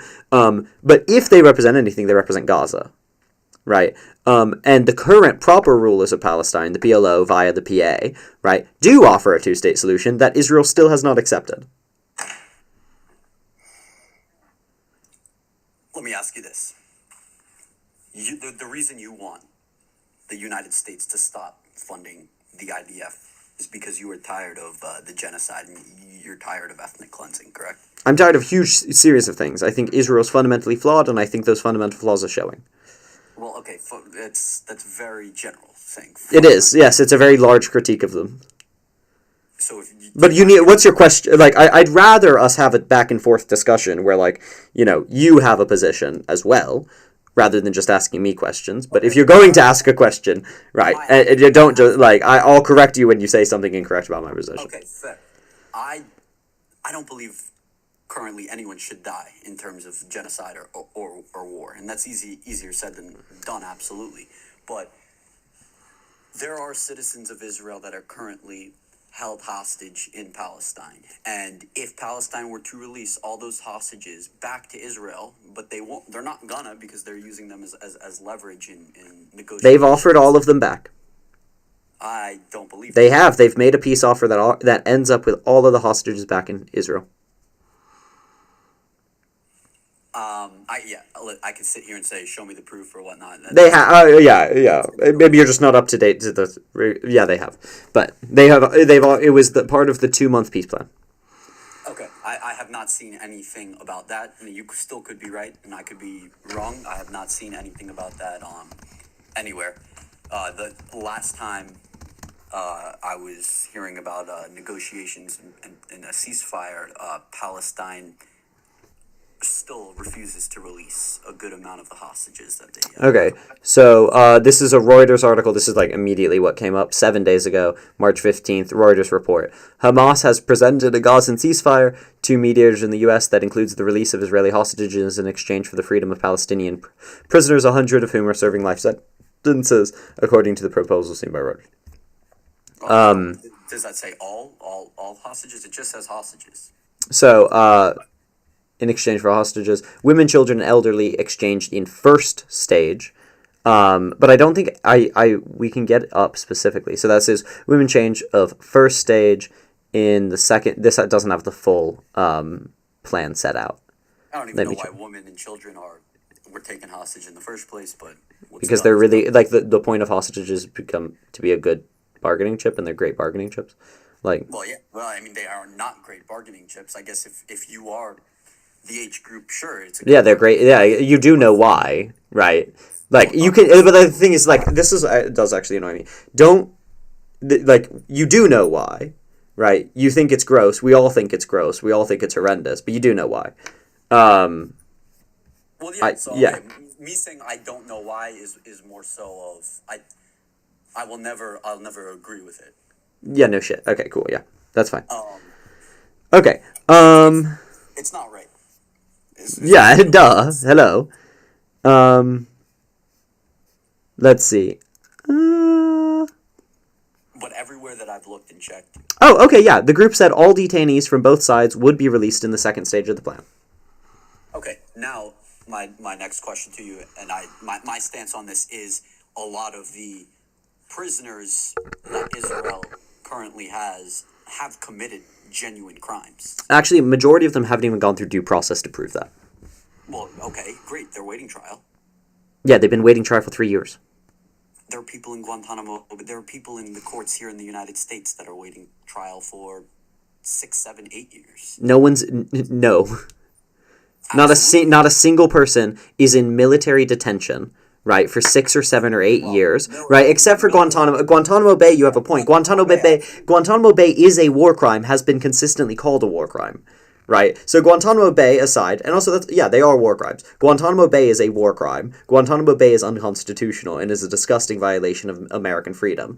If you want to say, yeah, Israel's just following America's lead with Guantanamo Bay, okay. Yeah, they are. They're fucking criminals.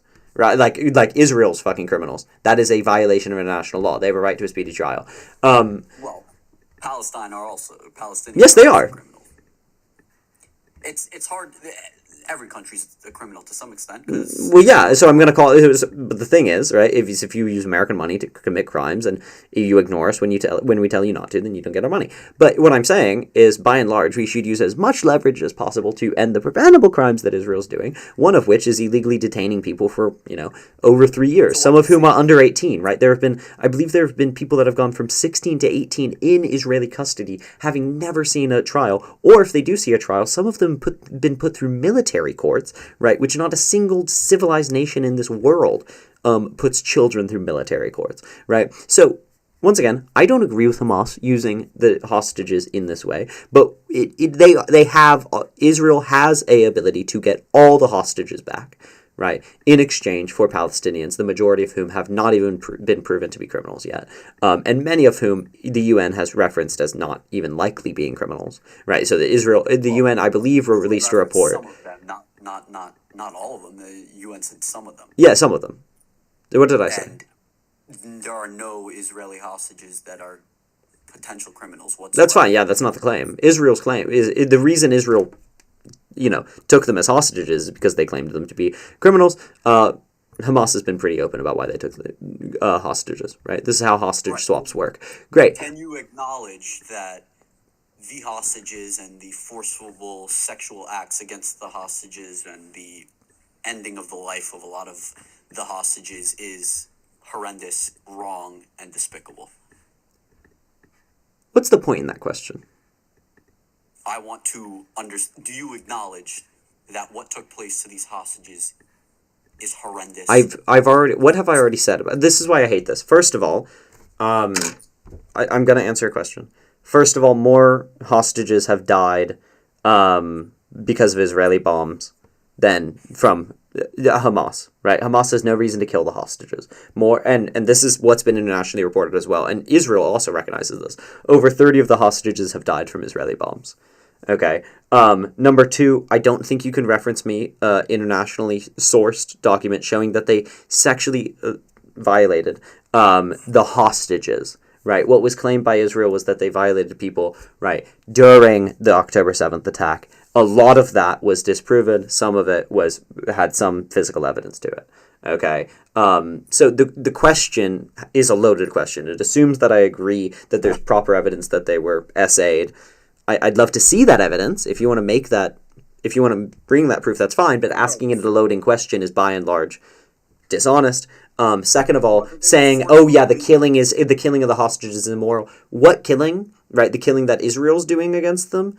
Yeah, that's wrong. Number three, I've already told you multiple times, right? I've said it multiple times.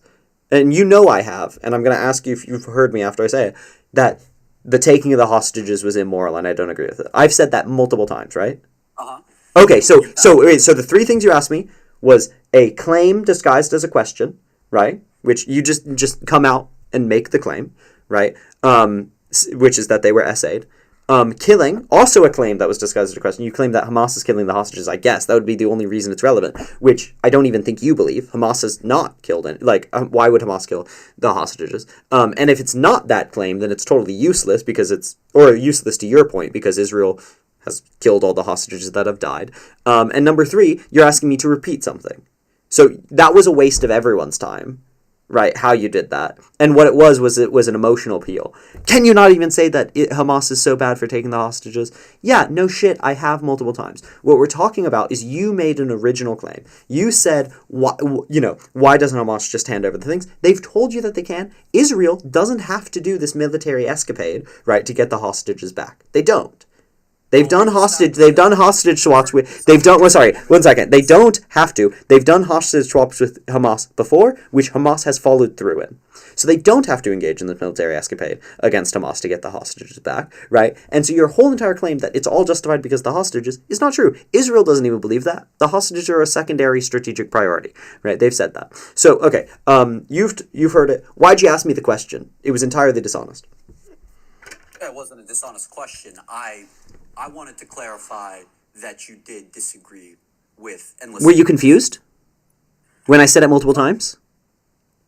Sure, yes, I was. You were confused? Yes, just a little bit. That feels dishonest. Well, it's not. How were you confused when I said multiple times that I disagreed with the hostages being taken, that the hostages being taken was disgusting? Like, you heard me say those words.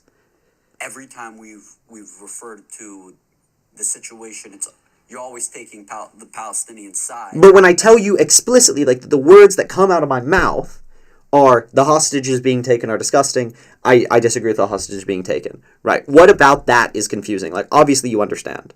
Now it's clear as But I said that multiple times prior to you asking the question. And there are other things that were said that confused me a little bit. Okay. Let's get down to brass tacks here. The fact is Israel has all the power and control. And this is not going to end well. And whether I'm on Israel's side or on Palestine's side, this is not going to end well for Palestine. So coming on here and saying end all of U.S. support for the Israel and IDF, do you believe that does something? Yeah, the problem is that Israel, bad, has all the power and control. Why do they have all the power of control? By and large, because America and the West support them. And the America and the West will, I don't know, I can't say will always, but for the near future. Okay, great, and I'm trying to diminish that. Are there other ways, better, much larger ways to do that than on TikTok? I don't see where I have more influence. Okay. So why do you think the Israelis and the Jewish people have all the power? It's nothing to do with the Jewish people. I don't think all the Jewish people have all the power. I think the reason the Israeli state has all the power, by and large, is because America has given it. Like, they're one of the closest. They're one of the closest because they benefit America. They benefit American foreign policy. And vice versa. Why America benefits Israeli foreign policy? Yeah, no shit, by giving them a shit ton of money. What do you mean by vice versa? Well, I mean, in Tel Aviv, they have tons of tech companies. Israel benefits America's foreign policy. Yes. That's what I said. What do you mean vice versa, though? They both support each other, absolutely. Cool, yeah. That isn't enough, right? Just because it benefits America doesn't mean it's good. Sure, but the fact is America is the most powerful country in the world. Okay, and I want them to exert that power not evilly, you know? If they were, like, our invasion of Iraq, right, and the Gulf Wars benefited America. If I was around during there, I'd be on here being like, we shouldn't invade Iraq. No. And then if you came on here and you're like, guys, but we can get oil. Guys, but it benefits America's oil interest. Like, no. The fact that it benefits America is not enough for me to not want to advocate against it. And, you know, maybe America doesn't give a shit about what I say, right? But this is the only thing I can do. So if I have any amount of influence, the way I'm going to try to use it is to call on my government to stop doing shitty things, even if it benefits my government. Okay. Wait. At the beginning of our conversation, are you a citizen of the United States? I am, yeah. You just don't live in the United States? No, I go uni in the UK. University, I assume? University? Okay. So you've admitted that Israel and the United States have all the power, and basically... Sorry. Admitted's an interesting term, right? I responded to you as if it was true. I don't think it's necessarily ubiquitously true. Why does Israel have a lot of power? Because of America. Like, that's what I would agree to. Mm-hmm. But Iran has a lot of power, China has a lot of power, Russia has a lot of power, and that we need to understand that in order to do a proper calculus. Sure, so... But are you actually making a point? What's your, actually normative point? Why does it matter that they have the power? Who has the power in anything is totally irrelevant to how they should use that power. It's ultimately going to lead to the fact that you could do whatever you want. You could call for whatever you want. You could say ceasefire now. You could say Gaza from the sea or to the river will be free. You could say whatever you want to say, but the facts are, well, the truth is it's not going to do anything. Okay, then you speaking isn't going to do anything. Well, I didn't come on here to try to change anything. You didn't. You didn't have any purpose in trying to come on here. Why are you speaking? Well, no, because I'm curious of your stance. You're curious, but you being curious has no effect. Why are you speaking? Why am I speaking? Because Yeah. I was curious on your stance for why you want. Okay, so you don't think you have any impact. You don't think you speaking it matters at all. It's only for your benefit. Well, yeah. I mean, listen. What I say, I don't believe carries much value to it. Okay. Do you think advocacy? Okay, you don't think like protests matter? Do I think they matter? I think. Do you think protests have any impact? In general, it depends what's being protested. Have protests had impact? Like, did the Yes, Vietnam? yes, Okay. yes, absolutely. Do you think that that the public response to America's support for Israel has had an impact on American foreign policy regarding Israel? No. Really? You don't think that's pressured Biden to be more critical of Israel than it could have been? For one reason, and that's so he gets reelected. So it has had an effect. Great, a very minuscule effect. But it did have an effect. An absolute minuscule effect because. Okay, but it did have an effect. Sure. Okay. So you can be silent and have no effect, and I can speak and have any effect. I'd prefer any effect. Well, I mean, it's not. The large population of the world is Muslim, and a lot of Muslim people are standing with Palestine because their population is Muslim. So I'm not going to. I mean, most of the population America cares about, American citizens, is not Muslim. And second of all, there are plenty of anti-Zionist Christians, anti-Zionist Jews, etc. But once again, if you're like you've switched from a substantive critique of what I'm saying, what you're saying is incorrect, to a rhetorical critique. You shouldn't be speaking at all. It's a waste of your time. I don't really care, right? If you think I'm wasting my time, fine. So are you then? Listen, you have. I believe in the Constitution. Oh God, you have freedom of speech. Like no one cares. The point is like this is a non-critique. Right.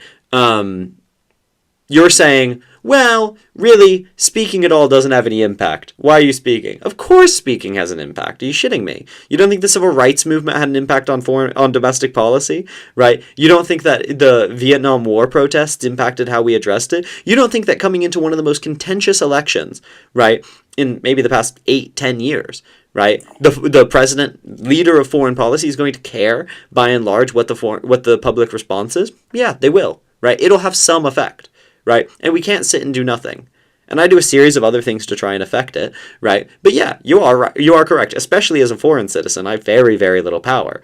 But I got to use it in the way I possibly can. Is there anything else I could be doing to have any more effect? Not really, right? So if this is the most impact I can have, right, then I'm going to continue doing it. Well, you could. I mean, I could be wrong. You could go to Palestine and actually fight. I couldn't. Boots on the ground. How would I go to Palestine and fight with what guns? You fly into Israel. And you think they're gonna let me into Palestine? If you're sitting there saying I'm gonna fight for you guys, I'm with you guys. And you think Israel's going to let me into Palestine? Yeah, I think they would. I think they would. You think if I go up to Israel's border defense, if I get on a plane and they're letting me in at customs and they're like, oh, why are you here? And I'm like, I want to fight for the age group. Oh, no, well, don't tell Customs and Border Patrol that, absolutely. But like, how do you think I'll get into the Gaza? I had my bar mitzvah in Jerusalem, so say you're going for a bar mitzvah. Okay, you think I go into Jerusalem and then I just walk across one of the most militarized zone in the world? Yeah, you could wear a jacket that has a cross. You're part of the Red Cross or whatever. You're like, how old are you? I'm 19. Okay. You know you're not being serious. I mean, listen, if you wanted to fight for them... I couldn't. There would be no way for me to. You know that's not true. It's one of the most militarized zones in the world, right? There's basically no way to get it in and out. Also, the Red Cross has stopped moving things into it. So is the World Food Program. Why is that? Because it's too dangerous in that area to try and cross it. So it just seems like ultimately it's... What else could I do? Like, legitimately, other than, having some covert plan to sneak in, which not even, well-trained terrorists, can do. Because, by and large, they're not able to get in. And with what gun will I fight? How will I fight? What do you mean? Like this, this is obviously stupid, right? You're saying, well, if you want to do anything, if you want to do, you're coming up here and you're saying, well, I don't care what happens. I'm not trying to have any impact. But you, who's trying to have any amount of influence, and admittedly is having some amount of influence, right? Just not very much. Just not very much. Listen, I'll be honest. I don't think I'm influencing a single person to Cool, yeah, then be quiet. Like genuinely, if you're not here to affect any thought, any discussion, right? There's no point in speaking. But it's extraordinarily, you're wasting everyone's time though, right? If your only thing is to say, well, you could have more impact by giving up your whole entire life, right? Giving up everything you know, everyone you know, right? No, it wouldn't, because it wouldn't have any impact. I would die almost certainly immediately. But wouldn't you be proud of yourself if you died for something that really... But it would have no impact. I don't actually think the H group's going to win. I also don't support the H group. Okay. Right? Why would I fight with them? So do you think Palestine will be free? Do I think Palestine will be free? Maybe. Not through violent means, though, by and large. I don't think they will be successful militarily. Right? So that's the path that they've chosen to go down. And I don't agree with the group that has done that. And why in the world would I fight for them? Obviously, this is so stupid. You're wasting everyone's time. Why are you intent on wasting everyone's time? Obviously, okay, you're saying that nothing I do matters unless I literally go join the fight. Do you know that's dumb? And also, I don't agree with the fights that's going on. So it wouldn't even lead to the thing. Wait, how would me joining the fight help this goal? Which I think this is the most direct. I think this is the thing that would end the fight as quickly as possible. Okay, so if this is my goal, and this is my only goal, how would me running off to Palestine do that? It won't, but you... Okay, exactly. So what can I do that would have a higher impact? What could I do that would have a higher impact in causing this to happen? There's nothing you could do, but... Okay, like if I'm having any possibility at any possible impact as being part of the public response, right, to disliking how Biden has responded to Israel, right, then this is all I can do. And you're saying, okay, well, it's a pretty minuscule impact. It's next to nothing. It's basically nothing, or it's nothing at all. Cool. Then I can have no power at all, and I'm trying my best. Like, I'm doing the most I conceivably could. So if you and I agree that I'm doing the most I conceivably could to the end goal, this critique doesn't work. Do you have a goal in politics? What do you want to do for a living? Bro, you're just wasting my time, and you might also be missing some brain cells. Like, I don't know why are you speaking? Hey now. What? I'm curious what if you plan on down in the future maybe to actually make it. Okay. But I also don't think running for politics is by and large the most effective way to affect it. Lobbyists famously have a lot more impact on the actual policy that's placed than anything else. Well, unless you got a shit ton of money to lobby with, then not much you could do. Exactly, and unless I got a shit ton of money to lobby with, I'm not going to get elected as well, so... That's also true. Alright, so I got a few questions about your pro-LGBT, and then I'm going to hop off. Is that alright? I prefer when you have a position / some balls, but if you just want to ask questions, that's fine. Alright, I'll give my position. I have no problem with someone being a homosexual at all. Nothing Congrats. Wrong with it, but if you are going to flaunt it, I think it's fucked up. I think it's wrong. You think it's wrong to flaunt it. Do you agree that straight people should be allowed to have marriages? Of course. Do you think they should be allowed to have weddings?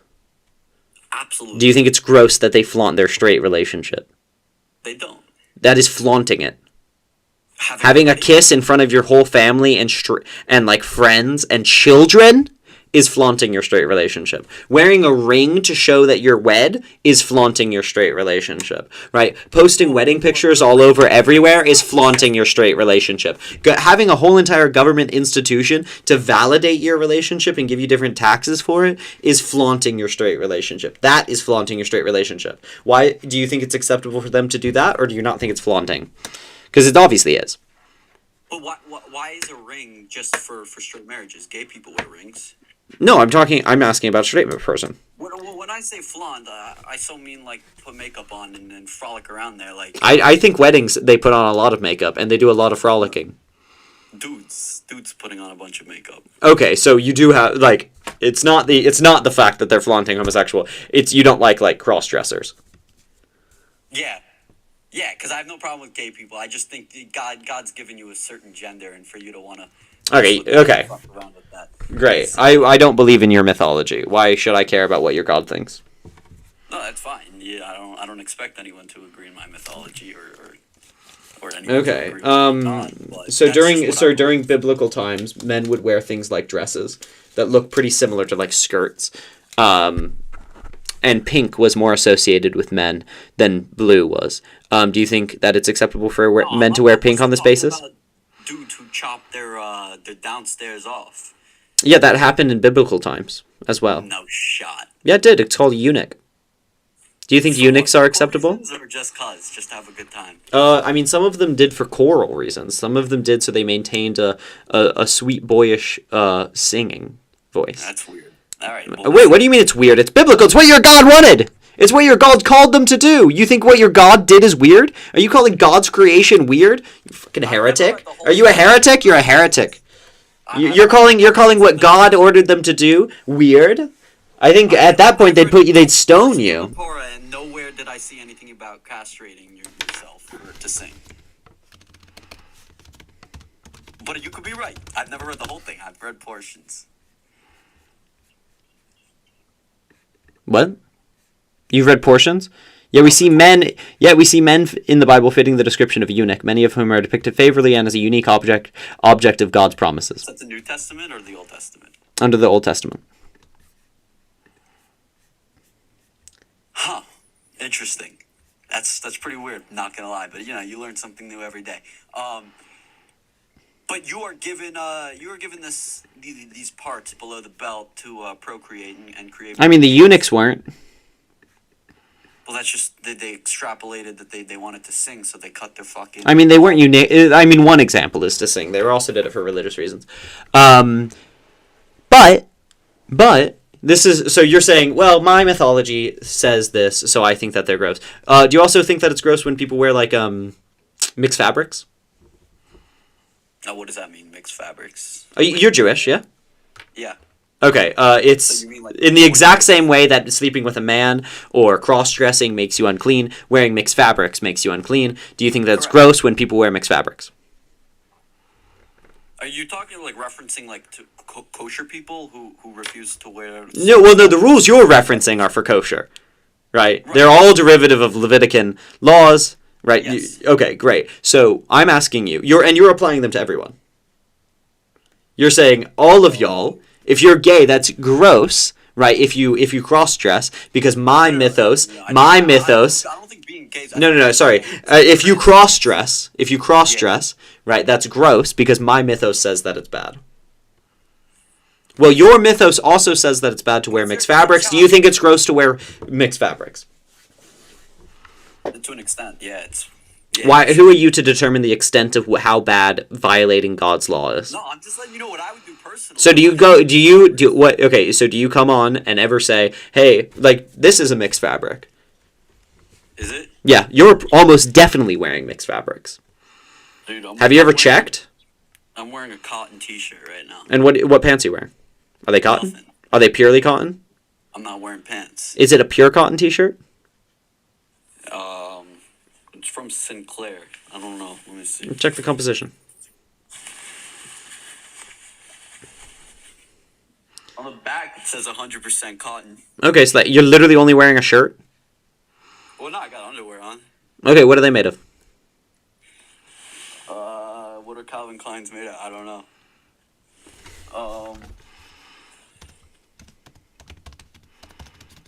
I have no clue. I'm gonna assume cotton.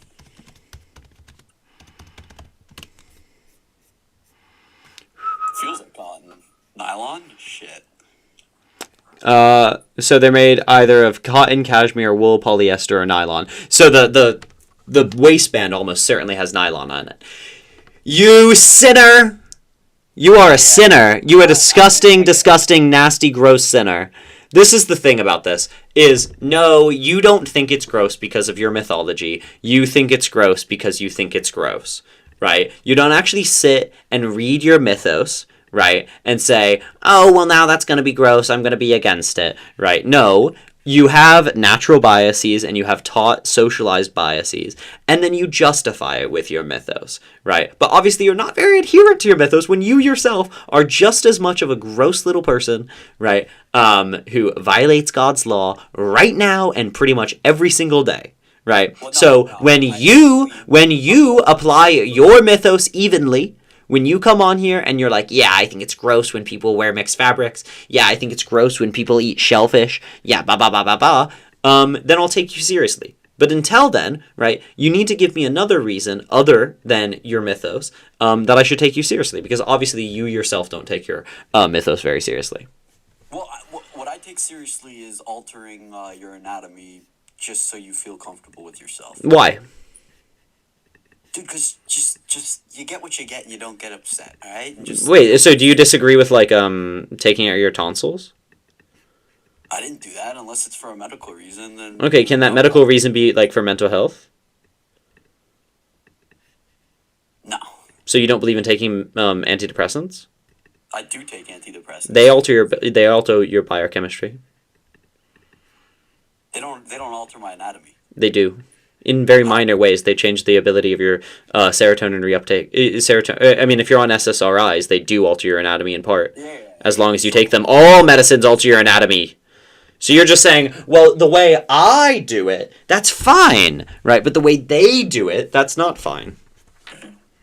No, but like I'm not gonna like start cutting my toes off because it's gonna make. But my question to you is like, okay, why do you get to change your anatomy and they don't? Both are medically. You do change your anatomy. That's what pills do, right? They do change your anatomy. Well, no, I got circumcised. That's the only anatomy that I changed. Yeah, we can have a whole different discussion about that. But taking pills, especially SSRIs, do change your anatomy, and they change how your brain works, right? They change chemically how your neurons and your neural pathways work. The whole entire point of them is to heal your neural pathways. If you take them and they don't change how your brain works, right? They aren't working. That is anatomy, brother. Anyway. Physical anatomy. That is physical.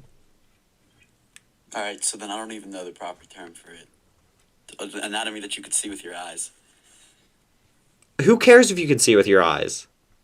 The person who has to look at the other dude or the other girl is same shit. Like, I have to look at it, right? Okay, now you're just making arbitrary distinctions. But anyway. Also, why is your circumcision acceptable? And them doing this isn't. Your circumcision isn't medically necessary, and in the modern age provides next to no medical benefits. I don't really care. They did it, and it's done. Okay, why don't you condemn people who do that? Why do you think it's gross? Why don't you think it's gross when people do that? I think it's kind of gross, personally. I don't. I mean, listen, it happened, and it is. But about other people are doing it. Why don't you go out and say, hey, don't do that to your child? Why don't you not mutilate a child? Right? I think that's a little gross. Maybe it'll get the kids some more, I don't know, I don't want to get you banned. It'll get the kids some more bitches. Okay, you don't want to get me banned and then go on to say the exact same thing. Okay. I was going to say something else that's a lot more fucked up. Okay. It doesn't seem difficult. But anyway, my point is it's not because of religion. It's because of you just feel this way.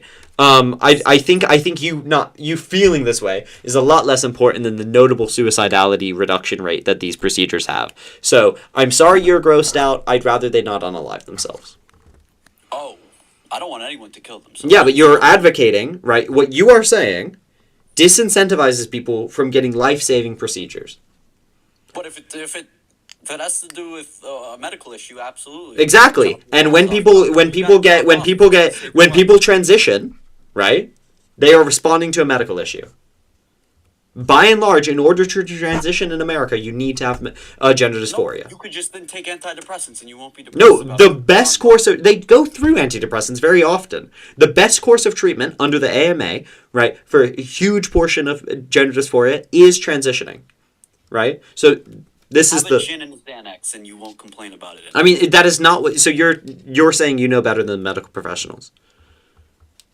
I mean, to chop things off is. But you're saying you know what is better for the patient and their mental health than the medical professionals. I mean, I'm no doctor. Clearly. So are you saying you know better for what is good for this patient than the medical professionals? Or do you recognize that you telling a patient how and what course of treatment they deserve is not within your knowledge base or your purview? Well, listen, there's things in life that I'm not happy about, but it is what it is. I look at everything in life as it is what it is. But no, but you don't, though. You didn't look at your own depression and say it is what it is. You went out and asked a doctor, okay, what can I do about this? They gave you a course of treatment, and hopefully it worked, right? Now you're saying you're disincentivizing people, and you're saying that it's gross when people go out and do that exact same thing. No, I was put on it because I was a heavy drinker. And okay. But then you had your own problem. You didn't just say, I'm a heavy drinker, it is what it is. Right, whatever. And the doctors certainly didn't. And you certainly haven't after. Right? Things aren't just what they are. Right? We can do things about them. And now you are telling people, oh, I think it's gross when you do the exact same thing. I think it's gross when you go and get the medical care that you need. Is that what I sound like? I mean, it is in my mind, yeah. Lowers his voice immediately. No, it's just immediately starts getting more pro-y and lowers his voice. But anyway, yeah. But anyway, do you see your issue is that you are literally causing the death of people? No, I've never killed anyone in my life. No, but the thing you're advocating is been proven to be linked to suicidality, anxiety, depression, and trans people. So when you and the whole entire movement, right, against trans people, against people transitioning, when what you think is a very offhand, oh, it's kind of gross, I kind of don't like it, is another person's life. Well, so before you talk about things that you don't have the expertise on, what is the right course of treatment for trans people? Consider the consequence of it. Medication. No, but are you saying you know better than the medical community? No. Okay, then don't make comments that would require you to know better than the medical community. So when you say, hey, the medical community is wrong, this is what's best for you, right? And then they are disincentivized from listening to the medical community, and they have worse outcomes, right? That is you and the people who advocate just like you's fault. And you know what those worse outcomes are? Higher suicidality rates. I don't want that. Okay, then stop speaking on this and change your opinion. Because the correct answer, very clearly proven, right, is that access to this type of care reduces suicidality, anxiety, depression in trans people. So you should support it. Yeah, that's a good point. I'd rather someone live their life than just chop their nuts off. What? I'd rather someone live their life, like not kill themselves and chop their nuts off. You know what I mean? Great. Then just use better language to talk about this and be supportive of it. Slay? Yeah, sure. Wait, I don't know. Yeah, I think nuts are pretty fair terminology, right? Yeah, I'm saying use better languages and don't be fucking transphobic. Don't say it's gross. Don't say it's nasty. Don't say you disagree with it, right? And don't disagree with it, because it helps people. Well, listen, I have nothing wrong. But your words matter. Yeah, they do. Okay, then don't use words that would lead people not to go seek the medical treatment that they need. Well, no, listen. If you think you're stuck in the wrong body, I think you should try antidepressants first. If they don't work, then switch it up. I think all you need to do is go ask a medical professional what you need, right? Because you don't know the best course of treatment. So why are you offering a best course of treatment? This is when I say words matter, right? What if someone tries antidepressants, or says to a doctor, hey, I'm depressed, right? Instead of trying to reach the root issue. If you feel like you're in a different body, go talk to a doctor. There's no reason to go beyond your own expertise. All right, but now comes the point, fine. You want to change your gender, fair and all. But then you can't play on your current gender sports team. Okay, that we can have the discussion of, right? Yeah, I don't really think they want to play on their current gender sports team. They want to play on the gender that they transition to. But okay, you think it's not gross anymore. You're not going to go against it, right? Now you're going to say, okay, well, we're going to not treat you as that actual gender. Yeah. Fascinating. Why do you say that? I wasn't educated previously on it, and you explaining that it'll lead to suicide, that soft spot in my heart for that, so I understand, and now I'll accept it, and I accept it. Slay. Now you're going to talk about the sports. Yes. Do you want to hear my suggestion for sports, and then I'll see if you disagree with it?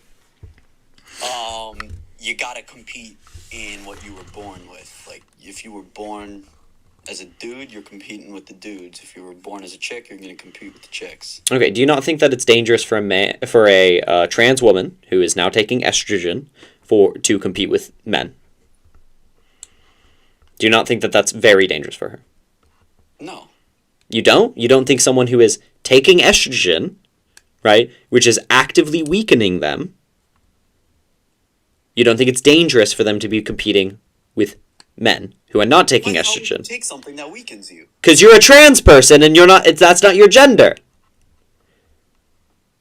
So then, you gotta take something that makes you more weak? That's what transitioning does, babe. Well, I don't know. Don't call me that.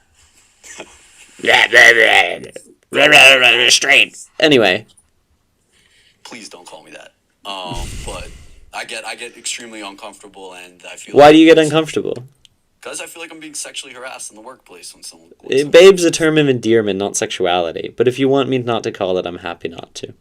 But no, you have freedom of speech. You can call me whatever you want. That's not what freedom of speech means, my love. All right, here we go again. That's not what freedom of speech means. This is the thing, is like, it's not what freedom of speech is. I secretly loved it. I mean, ignore the comments. I'm just saying, freedom of speech has to do with the relationship I have with the state, not between you and I. Freedom of speech is a value only as it pertains to the state. But anyway, as to this point, this whole thing, why would you want a woman, or a person who was born a woman, who is transitioning to be a man?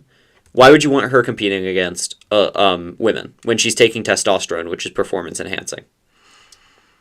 Wouldn't that be unfair to the women? I think it's more so like the locker room situation pre-game. The locker room situation pre-game? You think suddenly there become... What? Explain that to me. No, when I was in high school, I played sports, and I know for a fact I'm not trying to have some fucking fake dick flopping around near me. Let's, once again, moderate your language. It's my apologies. A fake phallus flopping around. So it's about your comfort. Give them a private locker. I don't care. Okay, this is so easily avoidable. If we can give them a private stall to change, we fine? Yeah, honestly, yeah, it's good. Cool. But all right. So your argument is that guys who are now taking estrogen, which weakens them, cannot compete against My argument is, if we're going to have gender distinctions, we should have gender distinctions. If we're going to have sex distinctions, we should have sex distinctions. But if we're going to have gender distinctions, we do that on the basis of the gender they identify on.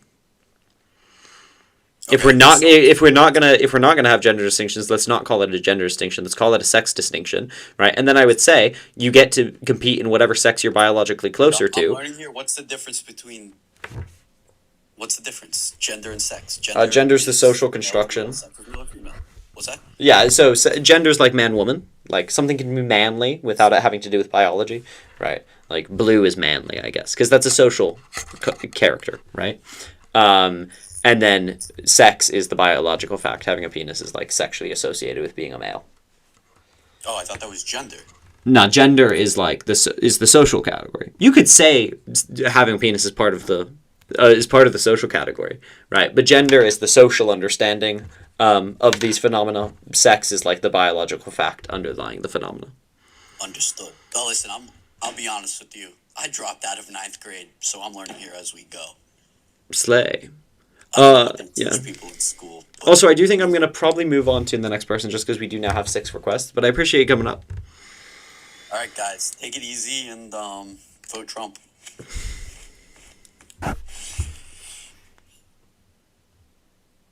Sorry, Katie. I was in a discussion, but also slay the day. Let me just see if I can get someone who disagrees up in here. Love you, Katie, though. Very cool. Do I follow you on here? No, I don't. Okay. Hey, Queen. What'd you send a guest request to disagree about? I was just like, not really like a disagreement. I was just curious about what you meant about agnostic atheist. Because, like, I've heard that term before, but it's, like, hard to find, like, information. And I just found it easier to, like, ask someone who's, like, personally one. Yeah, so I don't believe...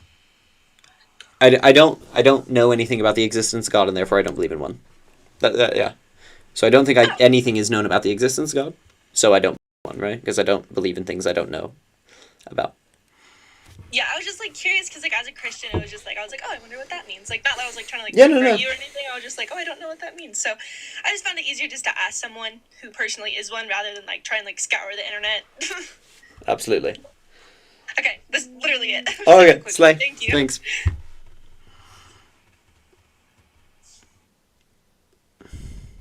Y'all saying, oh, just this.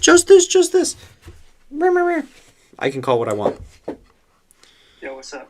Yo, what's up? What'd you send a guest request to disagree about? I don't necessarily disagree with like your points. I just wanted to know, like, are you against the the existence of the state of Israel, or are you just against the idea of like a war? As it exists right now, I believe Israel would need to fundamentally change to have the right to exist. So my issue isn't like with a thing called Israel in that area. I have specific policy issues with like the fundamental constitution of that country. Really? How could but the existence of Israel and how it was created, how could that ever justify its existence? Like, how could that ever? It just doesn't make any sense to me. Well, I don't think ethno-states have the right to exist in their form. Exactly. And Israel is an ethno-state, so I don't believe it has the right to exist as an ethno-state. Yeah, but like the creation of Israel itself, just the idea of it in the first place doesn't inherently make any sense. And any existence of it at all would just entail some sort of violence. It just isn't clear to me. I mean, if the PA or if the PLO voted to merge with Israel, right, and then Israel stopped being a ethno-state and they became all good, blah, blah, blah, blah, blah, represented Arabs, blah, blah, blah, blah, blah, they were a unified one state. Yeah, I'm fine with that.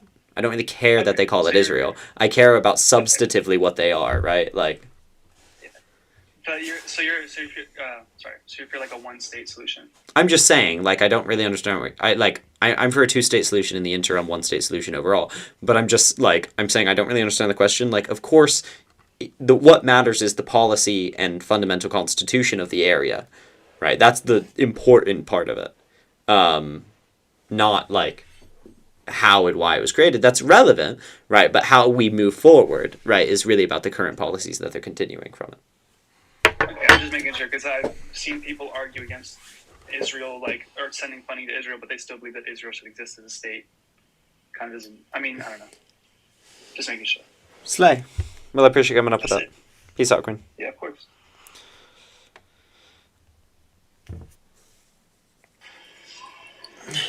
Hello. What's up? What's up? What'd you send a guest request to disagree about? I don't have a disagreement with anything. I'm just like personally wondering because like I scroll through TikTok like any other normal person, right? And I'm just fucking around when I'm on. Oh, sorry, I'm just messing around when I'm on TikTok, and I see streams like this all the time. I'm like, what do you do with your life? Like right now, like do you have like a 9-to-5 job? I'm an Oxford law student right now. Okay, so you're going to school to be to have a profession, right? Yeah. Okay. So you're living with your parents, basically? No, I live about 5,000 miles away from my parents. So how do you pay for housing? I'm dependent on my parents, as are a huge portion of... I knew it! You guys are jobless, dependent losers. I'm a full-time college student, bro. Matters, bro. You are not contributing to society. I'm a full-time college student. One second. I'm a full-time college student at one of the best, if not the best universities in the world that does not allow me to have a job. Like, I'm not allowed to have a job as an Oxford student. I'm just saying right now, you have never contributed to society. First of all, I have. I've had jobs in the past, right? But I'm not allowed in order to continue studying. I'm not allowed to have a job. I don't know what else you want from me. Are you saying every single person who currently goes to Oxford as an undergraduate is wasting their life or not contributing to society at all?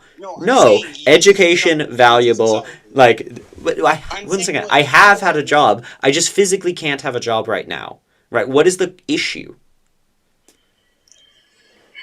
I just told you. What would you like me to do?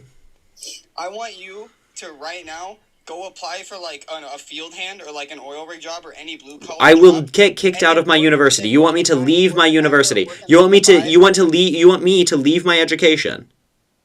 Dude, I swear to God, I'm gonna tell you this right now. Look how you talk and look how you sound. Pro-choice. Are you saying that the only valuable thing I could do is leave my education? You're saying I would be, you want the talking heads on TikTok to be less educated. Okay, I'm saying this right now. For you, it's a bad path because clearly you're going down a wrong road. Because you disagree with me. If you disagree with me, argue with the disagreement, right? But the personal attacks, when actually what I'm doing, I would consider pretty damn valuable, pretty damn productive, right? And going down a pretty strong path. So have hundreds of thousands of people, if not like 13 PMs. I consider it pretty productive. I don't know if you can actually critique me on this. But all you're saying is, I disagree with you, and therefore I think you need to change your whole entire life. Okay, cool, thank you for the advice. Rather than giving me advice because you disagree with me, tell me why I'm wrong. Engage in a productive discussion, right? But if you don't value education, and I think you're showing pretty clearly that you don't value education right now with, every single word out of your mouth. I get it, right? Some of us weren't raised right. You keep thinking like you got this gotcha moment, but it's just... I don't think I got a gotcha moment. I think you're attempting to have a gotcha moment. That's why you screamed when I said I was dependent on my parents, right? That's the thing is I knew it. I fucking knew it. Because the only people that do this kind of stuff are people who do not have a job. You do not have a job, so you act like a fucking idiot on TikTok during live streams, spouting out these weird-ass fucking preferences. And isn't that what you're doing currently? Honestly... I never knew that you could join these. So I just saw that and I saw someone else was talking. So that's what you're currently doing. I'm just. So if you want to critique us for doing it, I think the first step is to stop doing it. No. I'm putting in my opinion. Okay, and I'm putting in my opinion. But if you have an issue with what I'm doing, the first step is for you to stop doing it. So I challenge you to that before giving any advice. And then once you've disconnected, then you can give all the advice you'd like to a wall. Kill yourself. There we are.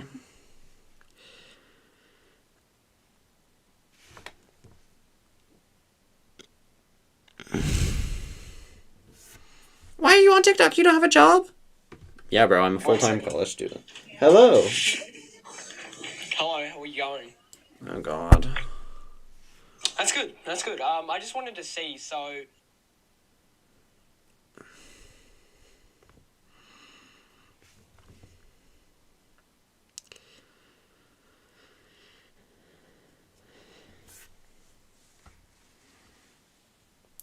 Okay, guys, by the way, I'm also live on YouTube. Please go follow my YouTube. It's linked in my, main, but... Hello? Hello, can you hear me? Oh, no, okay, you got a re-request.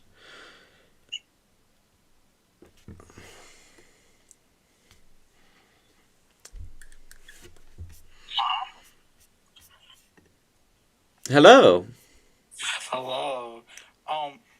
Before I begin, I just want to point out how the other guy had to wait at least 30 minutes in the queue to even come up here. Yep, that's like a necessity of having a long queue. Yeah, but I don't know if I would disagree, but I would want elaboration on your pro-choice stance. Yeah, so I don't believe in forcing women to give their body to someone they don't want to, by and large. They have no obligation to give body to their children. Okay, so how far would you extend this? I believe in any form of abortion up until the point of viability, and then post-viability, induction of labor, or C-section. With the exception of medical necessity, but even then it can typically be helpful. So I believe in S&C for medical necessity at the very end, right? But... Yeah, so what I meant by how far would you extend this? Is like when you say you shouldn't, like, we shouldn't force women to have these things in their body, well, their body would be their property, right? So how far would you extend these property rights to? Would you say that it's okay to unalive a child if they're in your house? I mean, my argument isn't evictionism. My argument is non-obligation. So I don't think it's the fact that they're in your body that gives you the right. I just think it's the fact that you don't owe them anything, that you don't have to give them anything. Okay, so then I guess my follow-up question, if you're not invictuous, is there any other pleasurable activity where it's okay to harm an unconsensual third party as long as you take a good faith effort to prevent that harm from the third party? Depends what we mean by harm. So, I mean, arguably, I'm harming everyone on the organ donation list by not giving them the organs. I'd say that's the pretty comparable type of harm that is going to this baby when you take the abortion pill. So, I mean, yeah, so can I harm them by not giving them something? Yeah, I mean, I'm always doing that all the time. Whenever I spend any money doing anything recreationally, I'm harming everyone by not spending it on them, so. Yeah, but then this would go into, like, the consensual part, right? Because that's something you consent to. What did I consent to? What? What did I consent to? So when you're on an organ list, like, I don't know how it works in America, presuming that you're in America, but I'm in Canada, the UK, we have but... a list if you need an organ, and then a suitable finder will, like, come along if they're an organ donor, right? You'd be waiting on that list. Is that how it goes for America? Yeah, pretty much. Yeah, so I think that you consent to the harm of being denied an organ by consenting to be on that list. Right? What? It's the same thing as, like, we're harming somebody when we reject them from an interview, if we're, like, an interviewer. Because I don't have an but I don't really call that harm. But, I mean, in a sense it is, right? But it's not a terribly productive understanding of harm. But importantly... I'd say, yeah, so you agree I don't have to give things to people if I don't have an obligation to, and that's perfectly acceptable and it's extraordinarily common. I don't know how I feel about that. I guess, like, have you... What do you mean you don't know how I feel about... If you come up to me and say, hey, I'm dying unless you give me your kidney, right? Yeah, I don't have to give you my kidney. So then I would ask, like... But no, you agree with that, right? Yeah, because that would be... Okay, cool. So that's the really basic, understand. It's not far. It's not an example, right? It's just to show that you're, like, living in reality. So that's all I'm saying is unless you can prove... Oh, thank you for the super sticker. Very cool. Unless you can prove to me that the mother has an obligation to give her body to that child, then that falls within this category of, yeah, the mother doesn't have to give her body to her child. Yeah, I think you bear the responsibility because you engaged in this activity. Even if you took, like, a good faith means, you're still harming a third unconsensual party. There we are. Right? So you think you have a responsibility to do what? For what?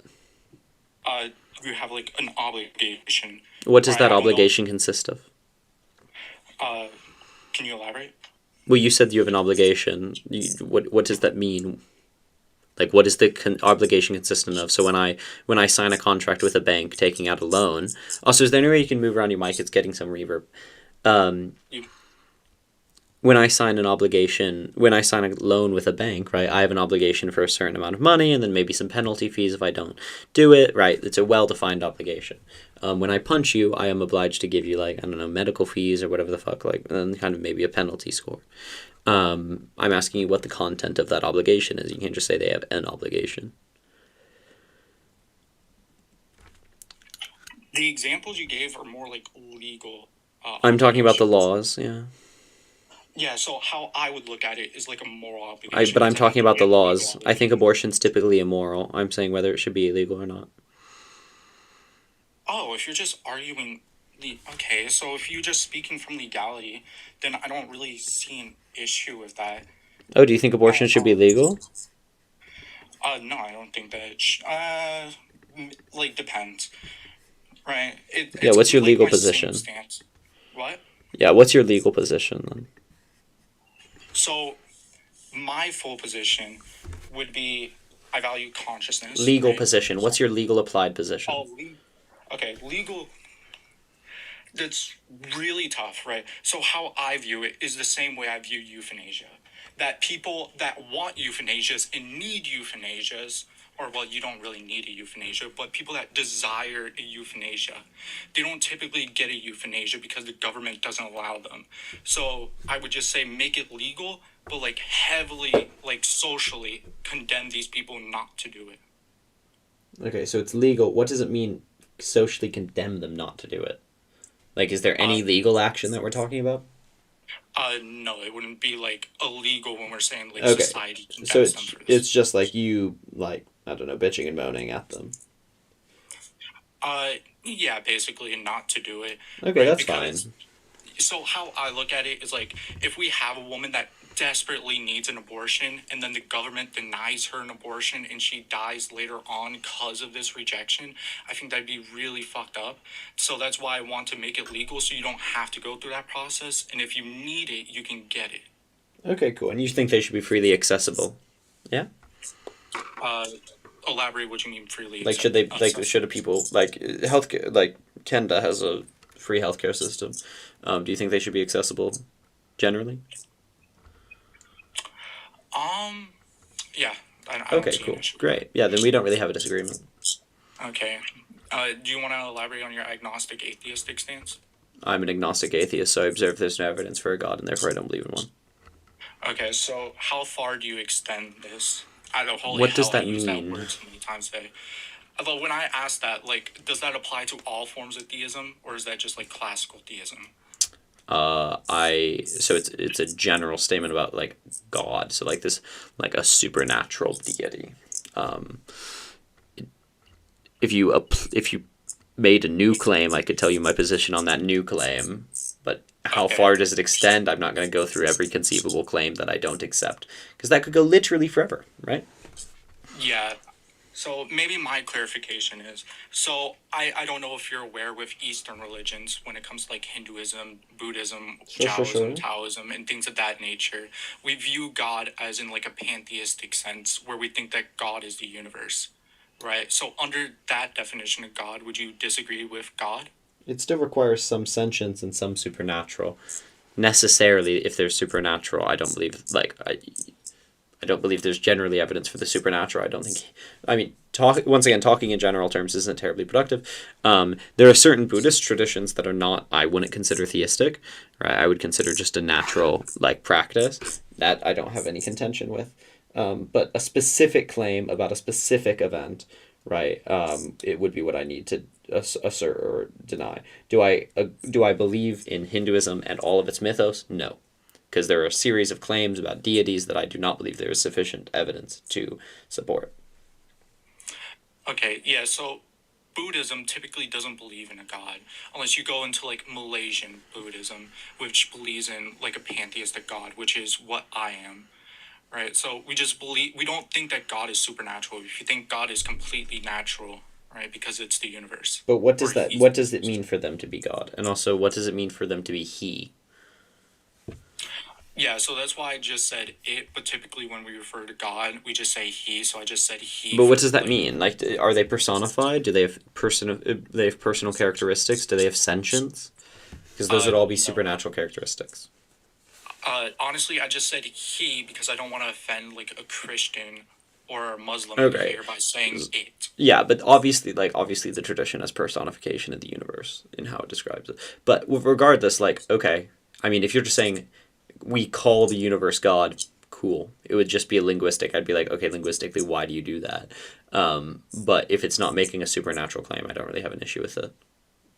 Okay, and your pro-LGBTQ stance, what's your thoughts on trans women using the women's bathroom? I think it's fine. Do you think that if there was a better way around it, you'd be okay with it? Why? You would need to propose that better way.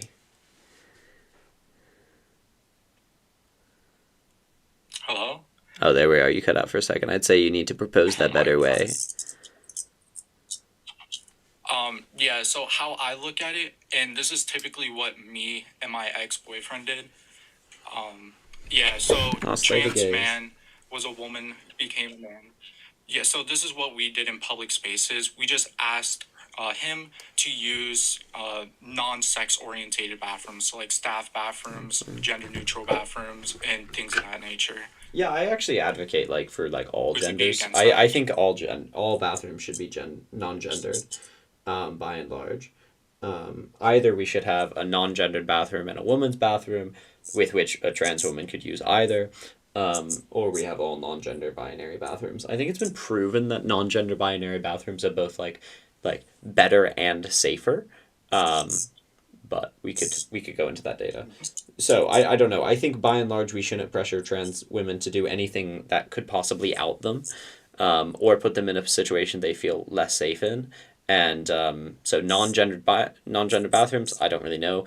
But do I think it could maybe out them? Yeah, I think it could maybe out them. So no, I wouldn't say this is like the better solution necessarily and ubiquitously.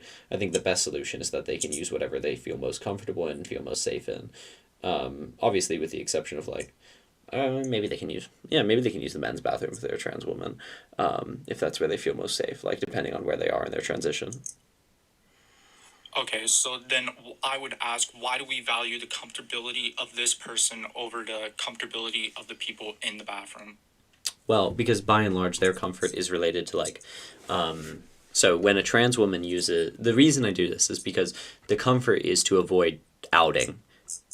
That's it. So the question is, comfortability is probably the best proxy for a realistic analysis within the specific context about the risk of being outed.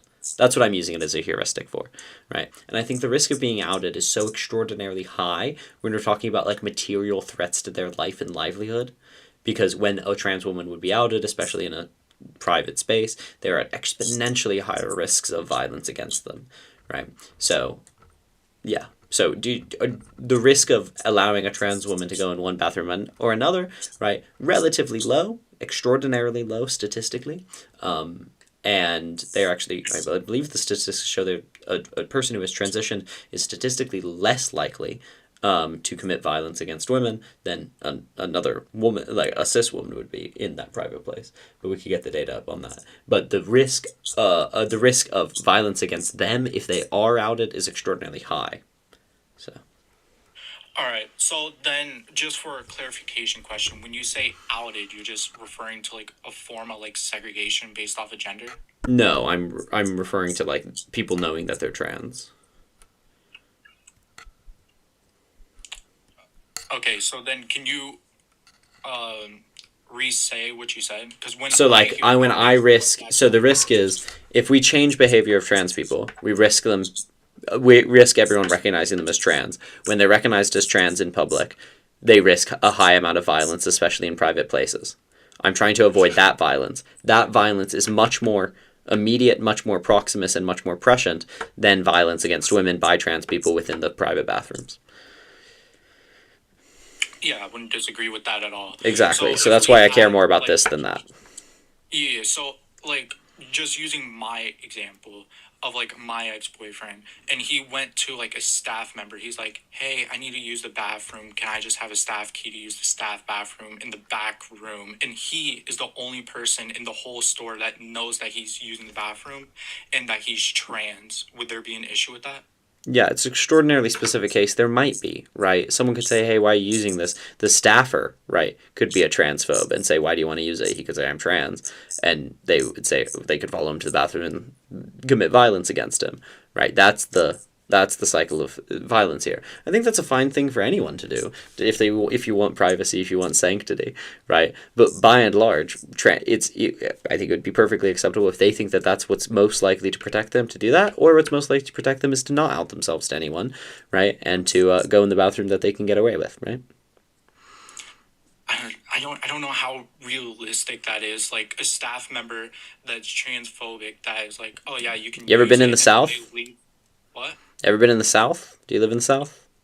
I live in Canada. Remember? Okay. Yeah. I think if you lived in the South, you would know that you would know what I'm talking about. But I mean, obviously, transphobia doesn't just exist in like the South in America, but like, yeah, it's very realistic. It's very realistic, depending on where you were, that a trans person would not feel comfortable talking, right, to a staff member and saying, "Hey, I'm trans. I need this accommodation," right? No. Also, can you move your mic? It's causing some reverb. Yeah, it's my fan. Hold on.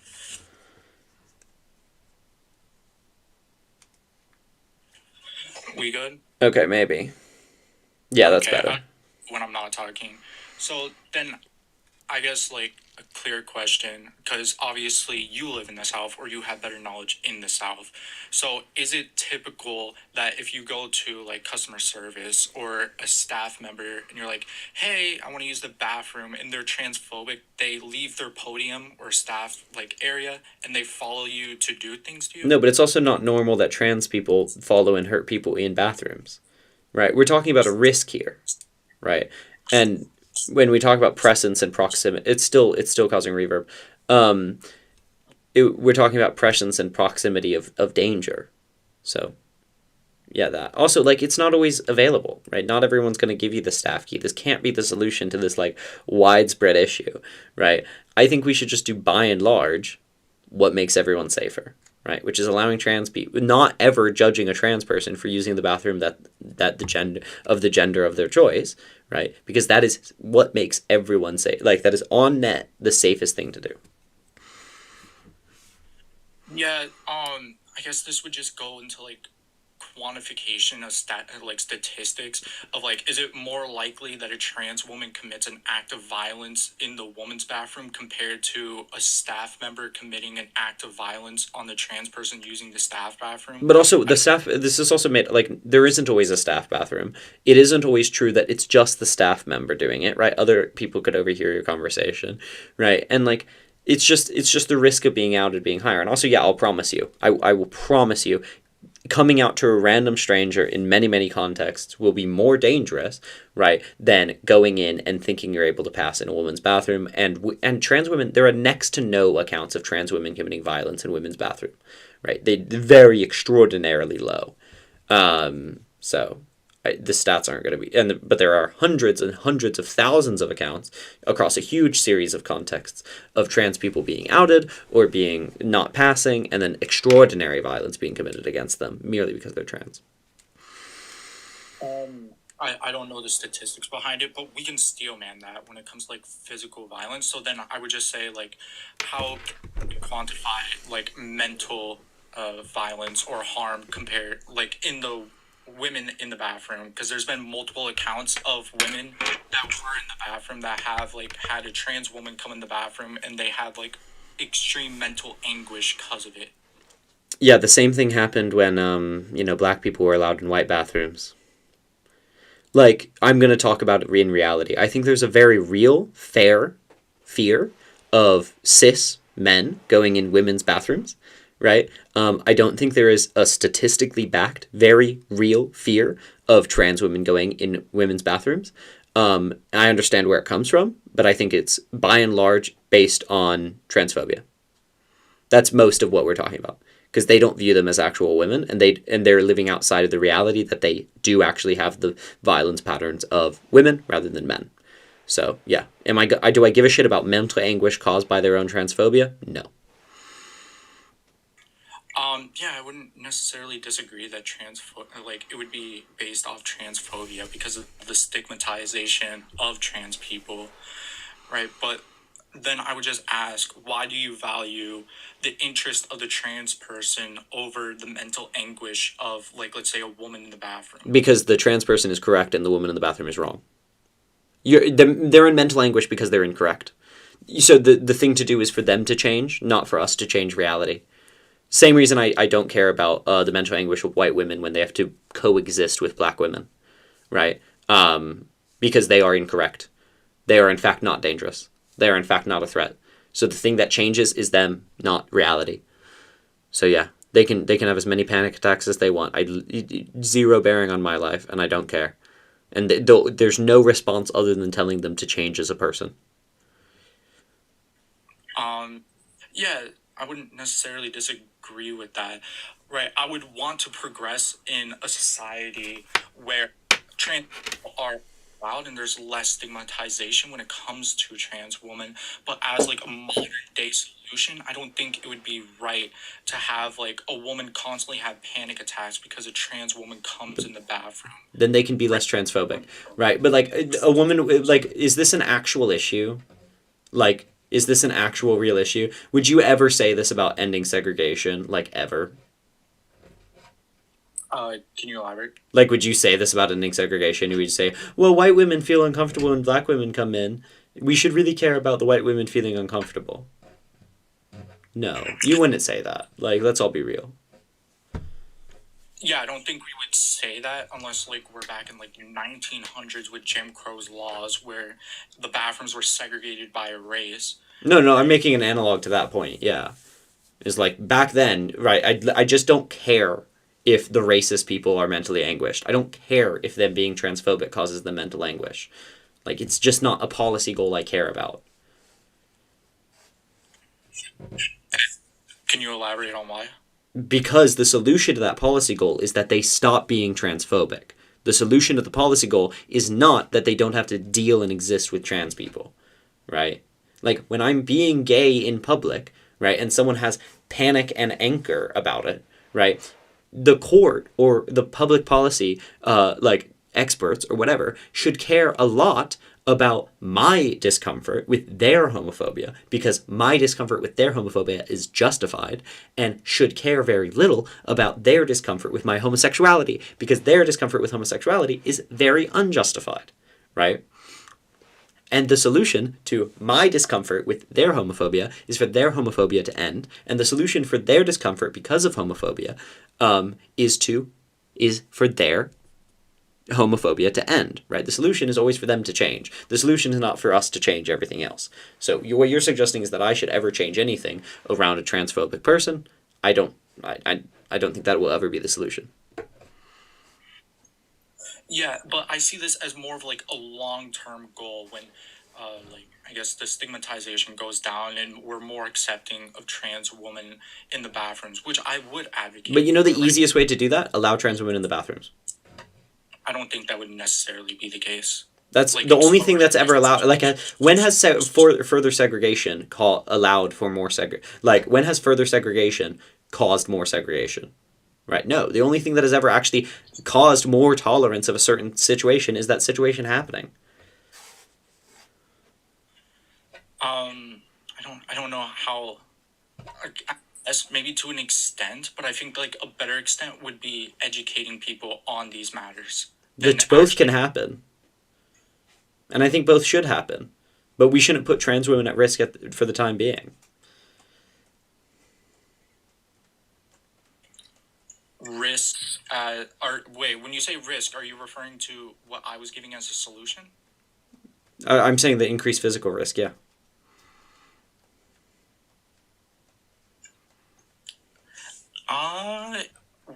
Wait, so if I was talking about staff bathrooms or non-sex orientated bathrooms, which aren't ubiquitously available and also aren't always safe staff, right?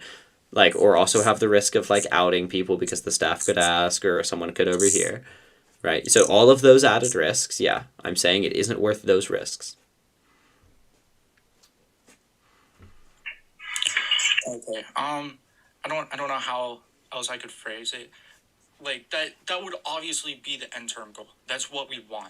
But currently, it's just a conflict of interest. And how I look at a resolution to confliction of interest would just go err on the side that causes the less harm. Would you disagree? Yeah, and I think I think allowing trans women into the women's bathroom is causing the least harm. Yeah.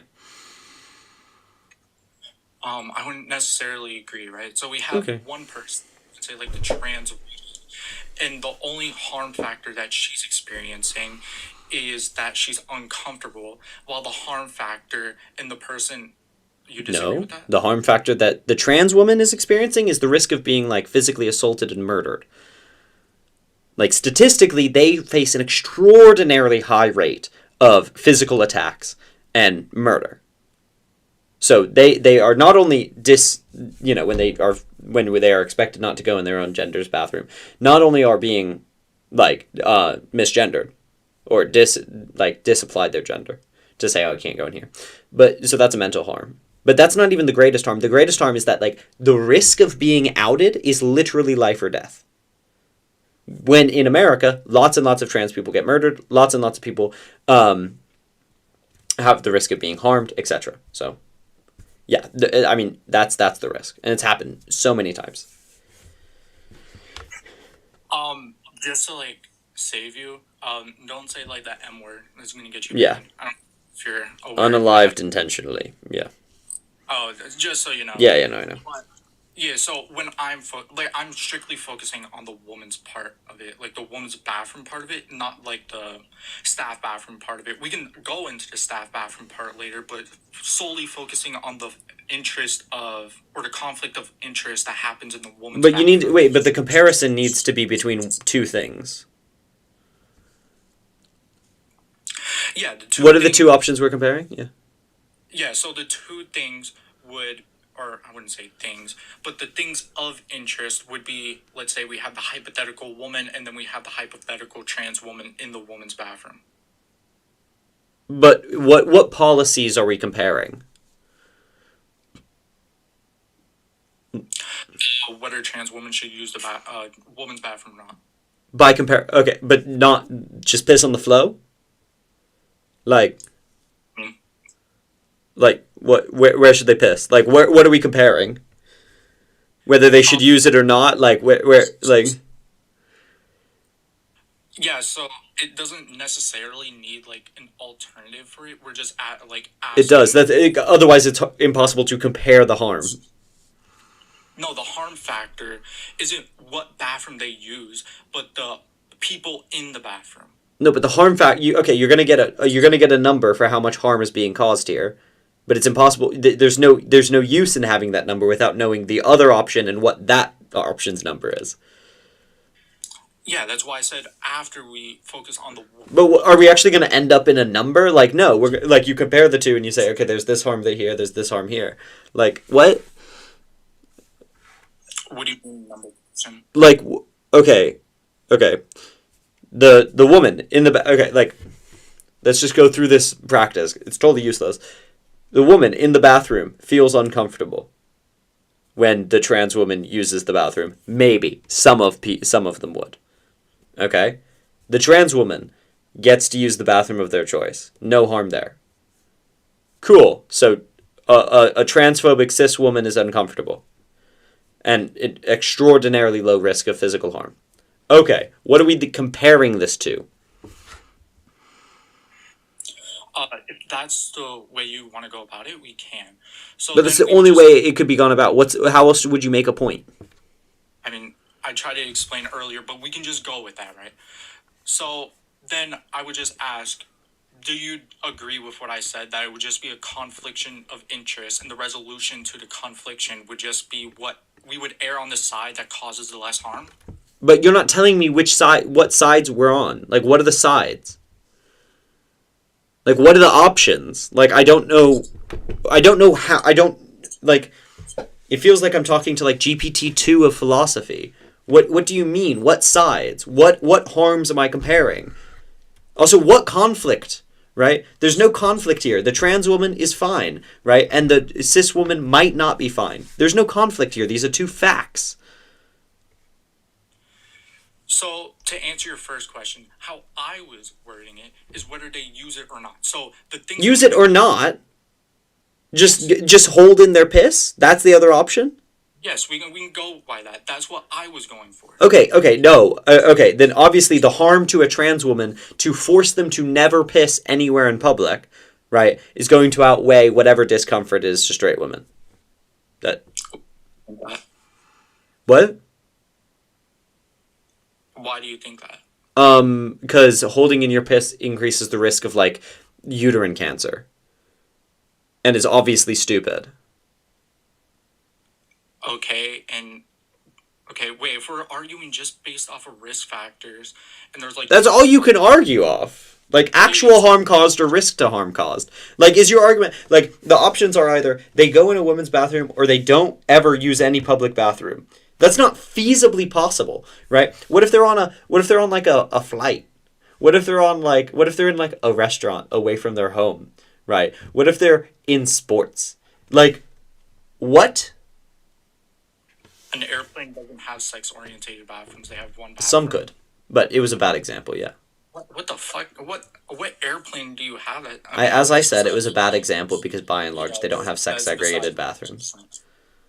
Right, so do you understand the confliction part of it? Yeah, and if your argument is like, it might be better that they never use any public bathroom at all, right? Then I'm just going to say them never using any public bathroom at all is obviously more harmful. Why would that be the case if there's a private bathroom available? That's the actual alternative then. Right? That you need to present the actual alternative. But the actual alternative isn't just they go home, right, or whatever. We're talking about using the staff bathroom. Yeah, that if you want to go under that route, we can. No, but it's the only route. Like, there's no conflict between one option and that same option.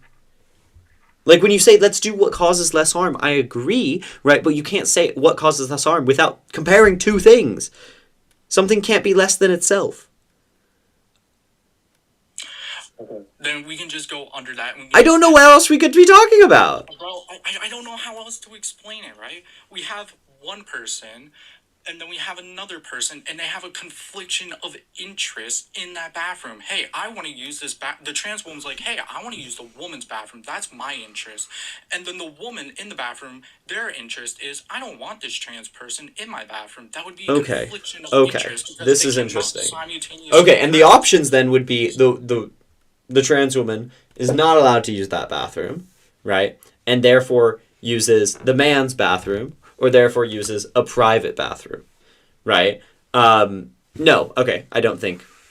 Yeah, I think them being banned from women's bathroom by and large is going to cause more harm because any other option risks them being outed. So, or holding in their piss forever indefinitely because they could just not ever use the bathroom. But yeah, and I don't think that's acceptable either. So yeah. If we're comparing the harm, yeah, the risk of being outed and facing extraordinarily heightened risk of violence, slight uncomfort for a few cis women, you know. Then why couldn't you just apply the same formula to the woman in the bathroom by saying they would face mental anguish and then they have a probability of like getting PTSD or because the scale of harm is different, right? Like, I'm agreeing there is some possible harm. Okay? There is some possible harm on both sides. This one's higher. So then elaboration when you say scale of harm, are you saying like harm being done or the probability of harm occurring?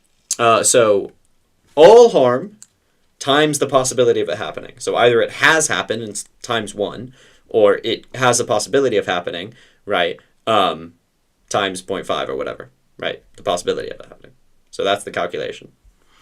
Obviously. Okay. So then another clarification, like the formula you would propose as to how to like quantify this, you would give like some number of like, if it has occurred in the past, we would just add one value and then times that by said number. And then if it has the probability of occurring, then we times it by 0.5. We times it by whatever the probability is. So it's like, this is nonsense. We're not actually going to sit down and do math. What I'm saying is like, obviously a cis woman's anguish is less harmful by and large if we apply this policy. Okay, if we applied this policy everywhere, right? And said trans women can't use the bathroom. Okay, what we've done is reduced some cis women's anguish. We've increased some cis women's anguish because they give a shit about trans people, right? And I actually think more cis women will be harmed by this because they will be pushed away from the government, disappointed in the government, hurt for their trans brothers and sisters, right? They're also going to be harmed by this. So I actually think on net it will increase cis women's anguish even, but we will have saved some cis women from some possible anguish, okay? What we will have certainly done, though, is put many trans people at risk of being outed in public and at risk of increased violence, right? And so I think this risk, and I think this increased violence, and this certain feeling of anguish for being misgendered, right, denied access to the gender of their area, so certain anguish, possible physical harm, possible extended mental harm, clearly is more painful, clearly is more harmful than a trans, than whatever possible anguish is prevented for cis women. Also, there are cis women that care about the trans women's anguish and therefore also counterbalance it. So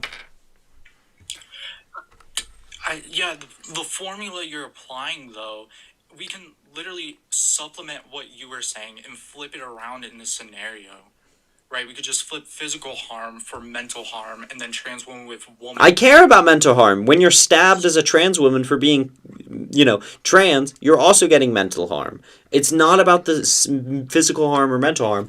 I'm calculating in the mental harm of the cis women. I'm calculating it in, and I'm saying it's less. Okay, so then how would you go about quantifying harm? I would say that when you're stabbed, that's more than when you get mildly embarrassed. So. Okay, that kind of undermines the uncomfortability factor. So correct. I'm happy to undermine how transphobic cis women feel. Because also, you're undermining the many, many cis women that give a shit about trans people and feel a feeling of hope and joy when they see a trans woman using the bathroom, because it means our country's moving forward, and feels anguish and despair when they see a trans woman denied that access because they see it as moving our country backwards, right? We could go through a whole series of mental unfortunates, right, and mental anguish and mental annoyance that they feel when they see these things, right? But you're hyper focusing on one, right? How I think is it stupid, mega obvious that when you expose women, trans women, to the dangers of being outed in public, that is higher than the possible mental anguish of some cis women. Yeah, so I wouldn't necessarily disagree with like the second portion, or I guess the second portion, breaking up that claim in like 3 proportions, about like if there was cis women in the bathroom and they were perfectly fine with the trans woman being in the bathroom, then there wouldn't be like an issue, right? But typically when we talk about the trans like bathroom issue, but there would actually be an issue if you banned it. There would be, your policy, if applied ubiquitously, would cause harm there, because then that cis woman would feel uncomfortable with like the state of the nation. I don't like. And how do I explain this? Well, I don't advocate for like a policy per se. What do you mean you don't advocate for a policy? What? What are you advocating for? What's the normative statement you're supporting? So it kind of goes back into like abortion, I guess, and then like euthanasia. Give me the normative sentence. Just this should happen. Blank should happen. Blank should be done. Yeah, so I think that like giving a universal normative like claim on the issue is not really like what I'm going for. I'm going for like a more applied method of it. And give me an applied normative claim. Use the word should. Applied normative. You can apply a normative claim. What are you talking about? No, what I'm asking is, what do you mean applied normative?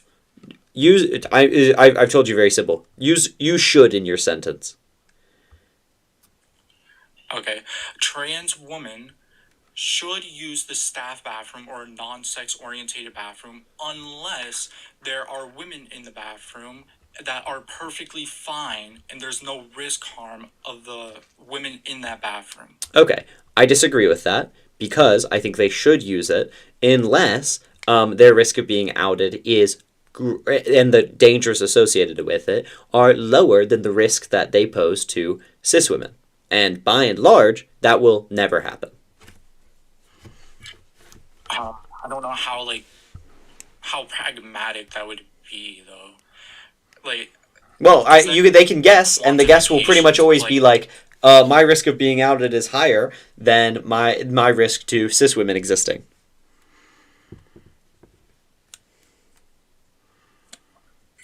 Yeah, but going back to it, like, let's say that they're wrong. They can't give, like, 100% truth to it. They can't go up to the women in the bathroom. Okay, a cis woman... Okay, but a cis woman... Why do you not say this about a cis woman using a women's bathroom?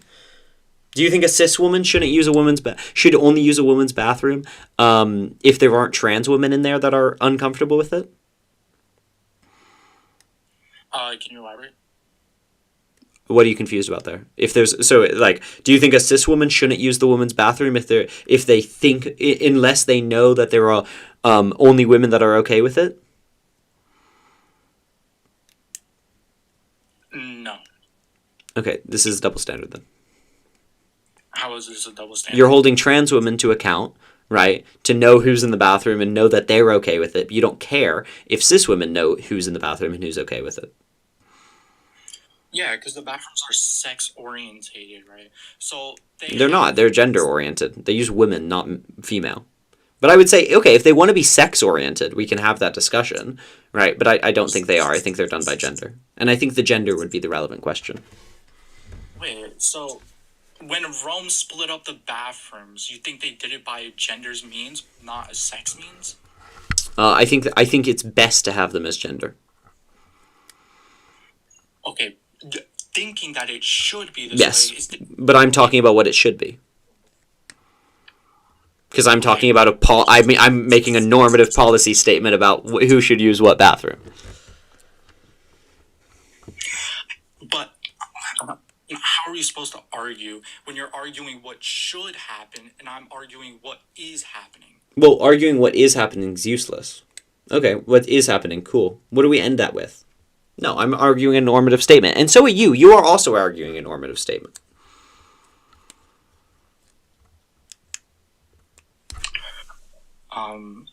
Okay, so I'm confused.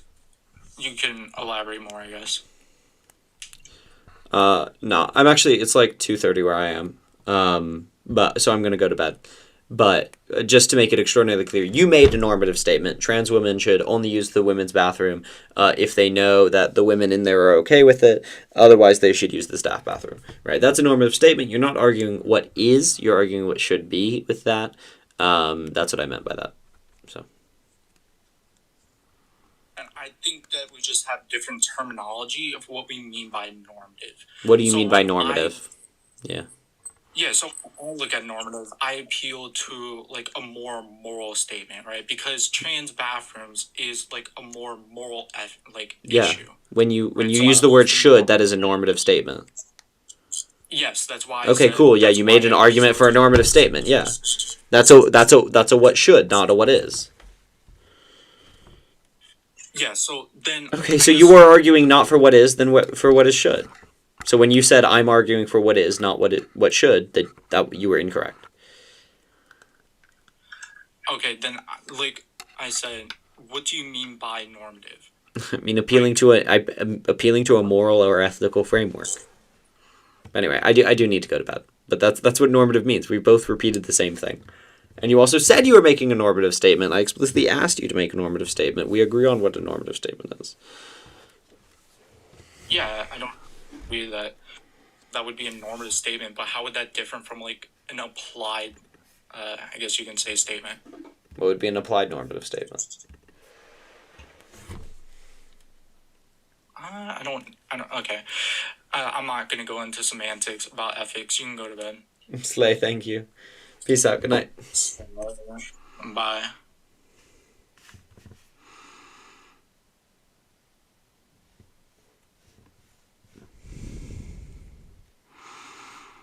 Okay, Canadian Catholic, I'm sorry I won't be able to speak to you right now. I'm going to go to bed. Bye, Queens. But also, this is like my third backup account. It's really annoying that I keep getting banned. So, but you should go follow me on YouTube. And YouTube people, we got 14 people on YouTube. That's pretty cool. You're pretty slay. I'm going to go to bed. And if you don't follow me on YouTube, I don't know why. Okay. Bye, Queens.